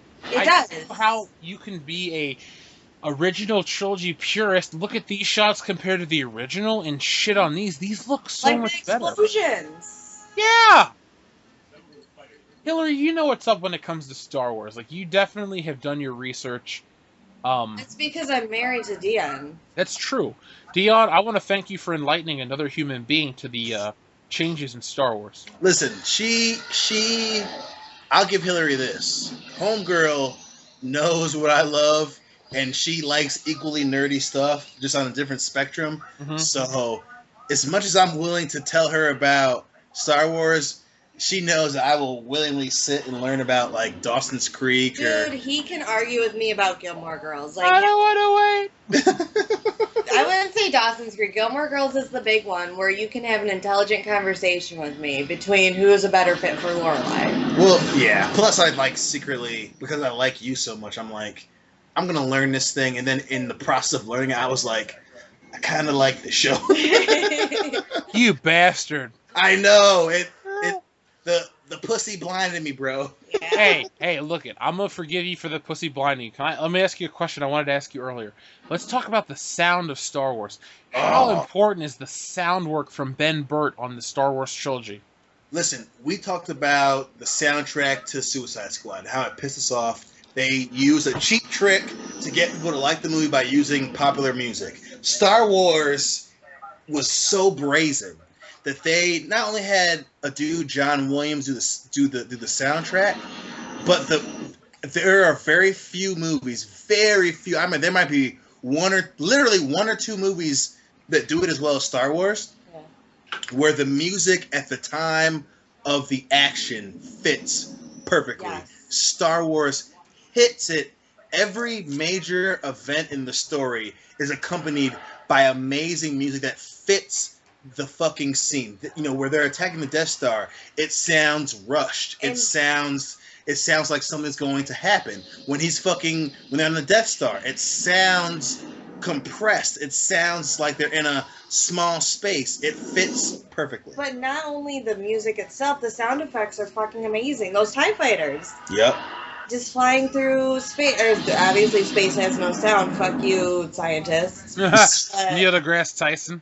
Exactly. But the Bitch. sound effect they use for that, for the lightsabers, for the lasers, they're on point because it's something that doesn't exist. Hillary, They found a sound for it. Hillary, you're preaching to the choir. Like I've said to you for the last hour and whatever minutes, Star Wars, it fires on every cylinder and it does it so perfectly.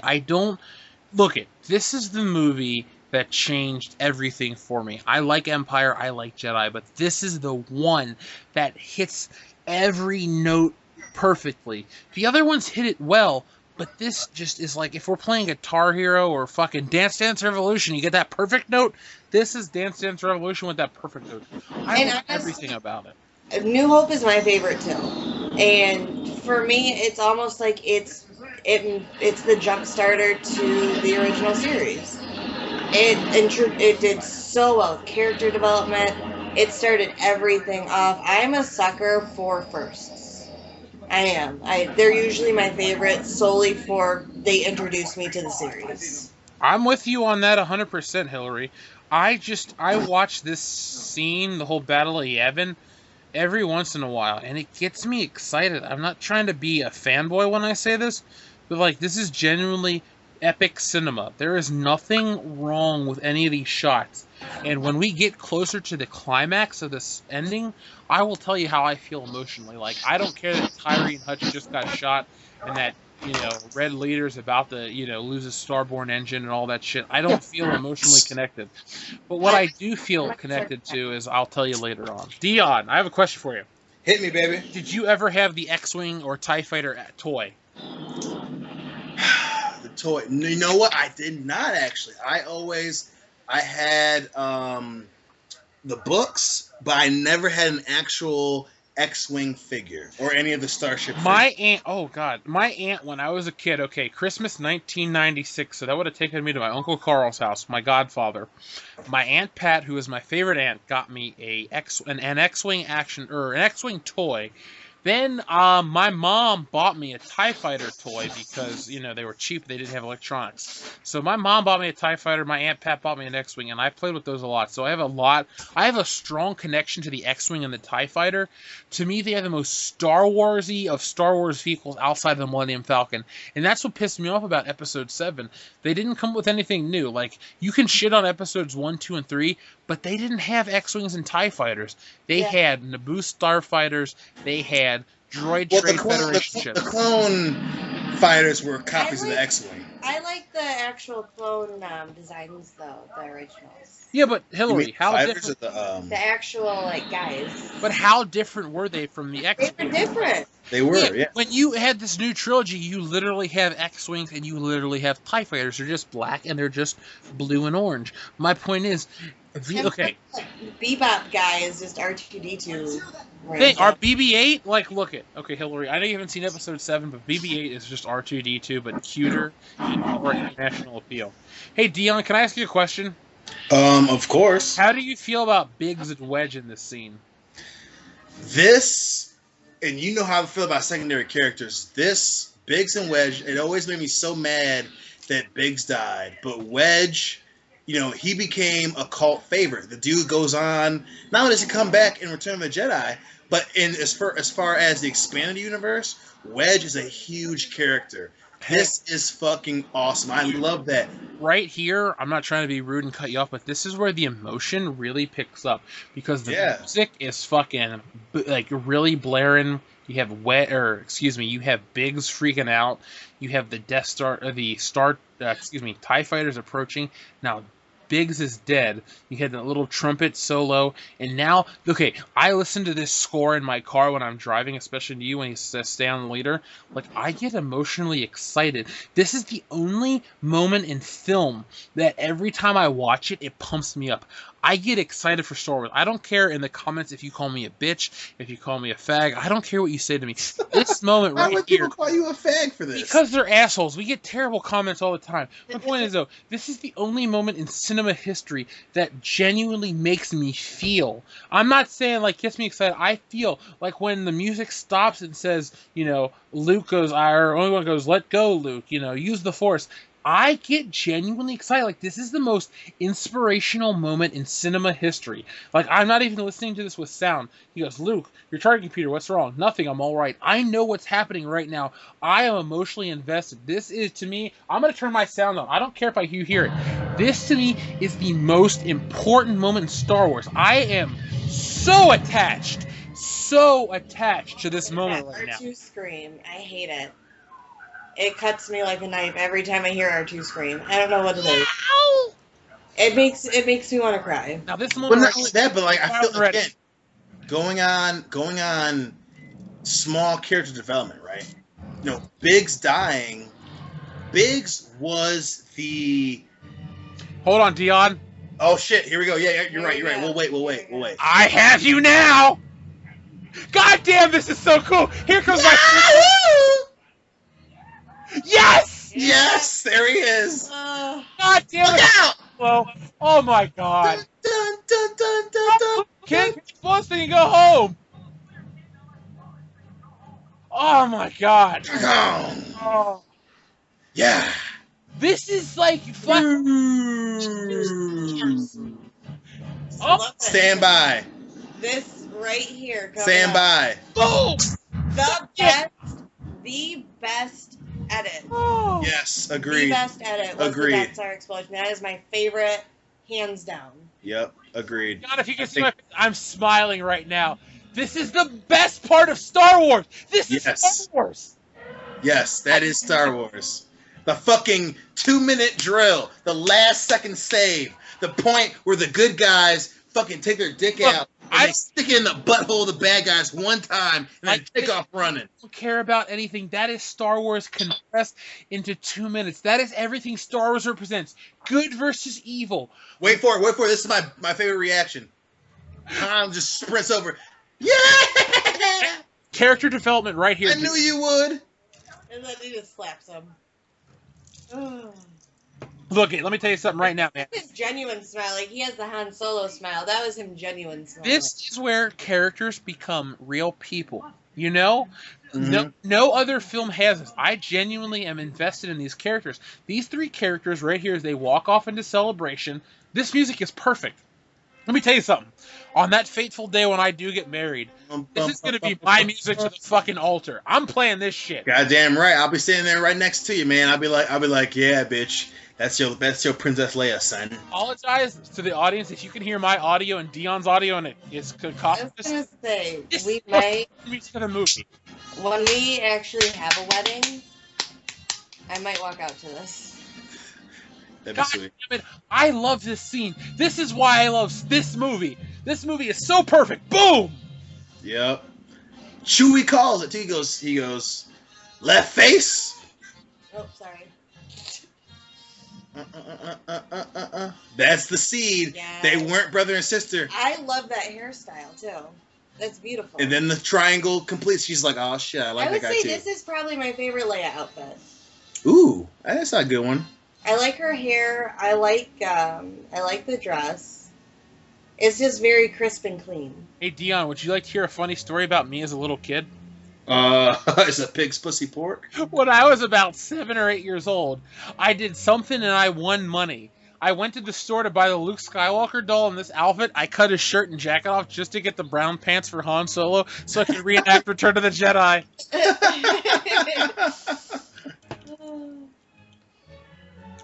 As I said, listeners, I apologize for the audio. This is Star Wars compressed. I fucking love this scene. This is the most important movie ever made. I don't care how much I shit on Episode 7. This scene makes me so happy. If you never meet me, just know that this is the happiest moment in film history for me. Boom! It's over! God damn it! Thank you, George Lucas. Directed George Lucas. I'm gonna clap with you, Dion. Look it. I'm sitting here in Cincinnati, Ohio, nearly 39 years later. That movie resonates with me. It resonates with you. It resonates with Hillary. It resonates with your kid who's never even fully understood that movie. When he turns what? I would say 7. 6 or 7, yeah. Well, 7. Like he'll probably see it long before then. He's but- seen it now. He's seen But it I'm right saying now. when he's 7, we're gonna all sit down and watch it together because I think that's a good age where he'll get what's going on. Let me tell you something. If you wait, I will drive up to Michigan. Listen, I'm telling you right now, you have to be, and I'm not trying to You put know like our a, son loves his Uncle John. he loves you so much, and I'm not trying to be weird, but you have to be here, like, when he's, like, where we know that he'll remember it. Like, Uncle Jeff came up, we watched stuff, like, that's a memory where... Right, man. So we're rolling through the credits of Star Wars. Let me tell you something, guys. I've drank more than a half a bottle of Pinnacle Whip vodka. I'm drunk as shit, but let me tell you something. I'm so into Star Wars that we're going to do Empire Strikes Back after that. So right now we're looking at the credits. I'm reading Electrical Design by whatever his name was, Bob Shepard, Lon Tunney.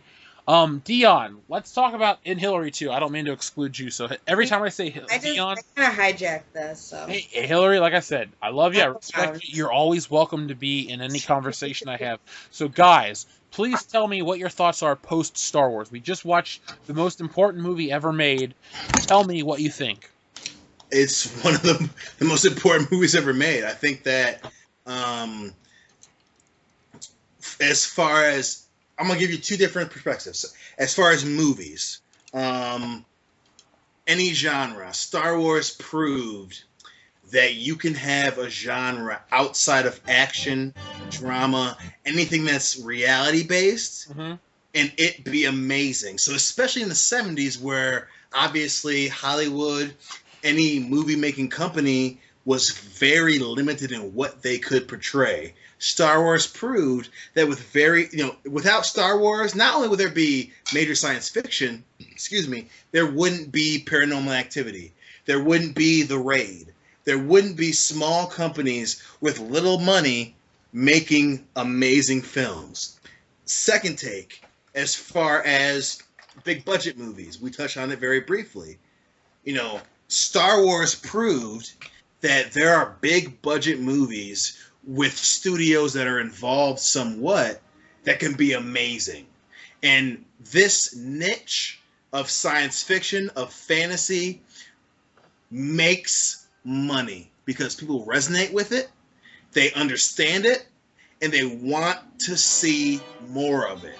No Star Wars, there's no Avatar, There's no, Star Trek came out before, but there's no Star Wars. Star Trek isn't shit without Star Wars. Thank you. It proves that these niche films, comic books, science fiction, fantasy, Game of Thrones, fucking anything else would not exist without Star Wars proving this shit works. And Piggyback off of that. We already talked about how big Star Wars is, how much of a phenomenon it is. Just watching it personally for me just brings me back to being a kid. And almost every time I watch it, it's like watching it for the first time again. I get excited. I'm happy. It's at the end of the day a good movie. Thank you. And it brings back good memories. Look it, if you've listened to this channel, the 2,000 of you, by the way, 2,000 people, I want to thank you so much. I never thought that 2,000 people is blowing my mind. You fall asleep. What? I'm assuming that he passed out, but I'm right here. Not passed out, but went to take a piss or something. I'm right here. Can you not hear me? No, I'm not muted. Okay, good. I think that, Star Wars proves that you can make a film that's based off of your imagination. So no Star Wars, there's no platform for people to make films, TV shows based on imagination. This movie was based on something that George Lucas watched as a kid, movies that he watched that were, Japanese samurai films. Mm-hmm. They, he set the standard. And it was George Lucas doing something that he imagined. And without him making this movie, it's proof positive that, hey, you can make a movie based on your imagination alone. And yeah, it's just, at the end of the day, it makes me happy. It does. That's the only thing that really matters. It makes me happy. It makes Dion happy. It makes Jeff happy. It's one of those movies that it just makes at the end of the day, if you can entertain a multitude of people, you've succeeded. Yeah, for sure. I think that, they've done a great job, and it's fucking phenomenal. Dion, I'm awake. I can hear you. Everything you hear. But hey, it's just,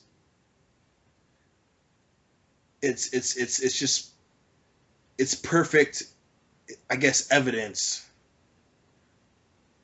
that, hey, you can, whether it's science fiction, whether it's fantasy, it works. Not everyone wants to see Casablanca. Not everyone wants to see 2001. 2001. They want to see something we can relate to. So, right now, I guess we'll end on that right now. Mm-hmm. We're going to go ahead. For those of you who are interested, we're going to go ahead. We're going to record all these at once. We're going to release them when we feel like it, essentially. But feel free to stay tuned. You want to listen to more of the world-class bullshitters commenting on Star Wars? Stay tuned. Again, World Class Bullshitters is sponsored by Incarnate Studios. You want new t-shirts, you want designs, you want artwork, be sure to go ahead and go to incarnate-studios.com, and don't forget the hyphen. And also, too, he comes out with, a new t-shirt every week? Every week. Every week, and they're phenomenal. Absolutely phenomenal, and I'm just not biased. I love them. All right, guys, we will catch you on episode 5, Return of the Jedi. Thank you. Love you. Listen, motherfucker. Bye. Well, that was our review of Star Wars Episode 4, A New Hope. Or as some of you call it, just Star Wars. For the record, Dion is well aware that Episode 5 is titled The Empire Strikes Back and not Return of the Jedi, but that's just the alcohol talking. Speaking of the alcohol talking, I'm sure you learned a lot about me. Some good, mostly bad, and I don't apologize for anything because I was having a good-ass time. But because we drank so much, I didn't make it through Empire Strikes Back. I finished that bottle of vodka, and that bottle finished me. So I went to bed mid-Empire. Expect that review out, or should I say commentary out, within the next few weeks. But you'll definitely get it, trust me. And if we get a lot of comments, we'll do a supercut. With that being said, this is Jeff Hicks, a world-class bullshitter, signing out. May the Force be with you.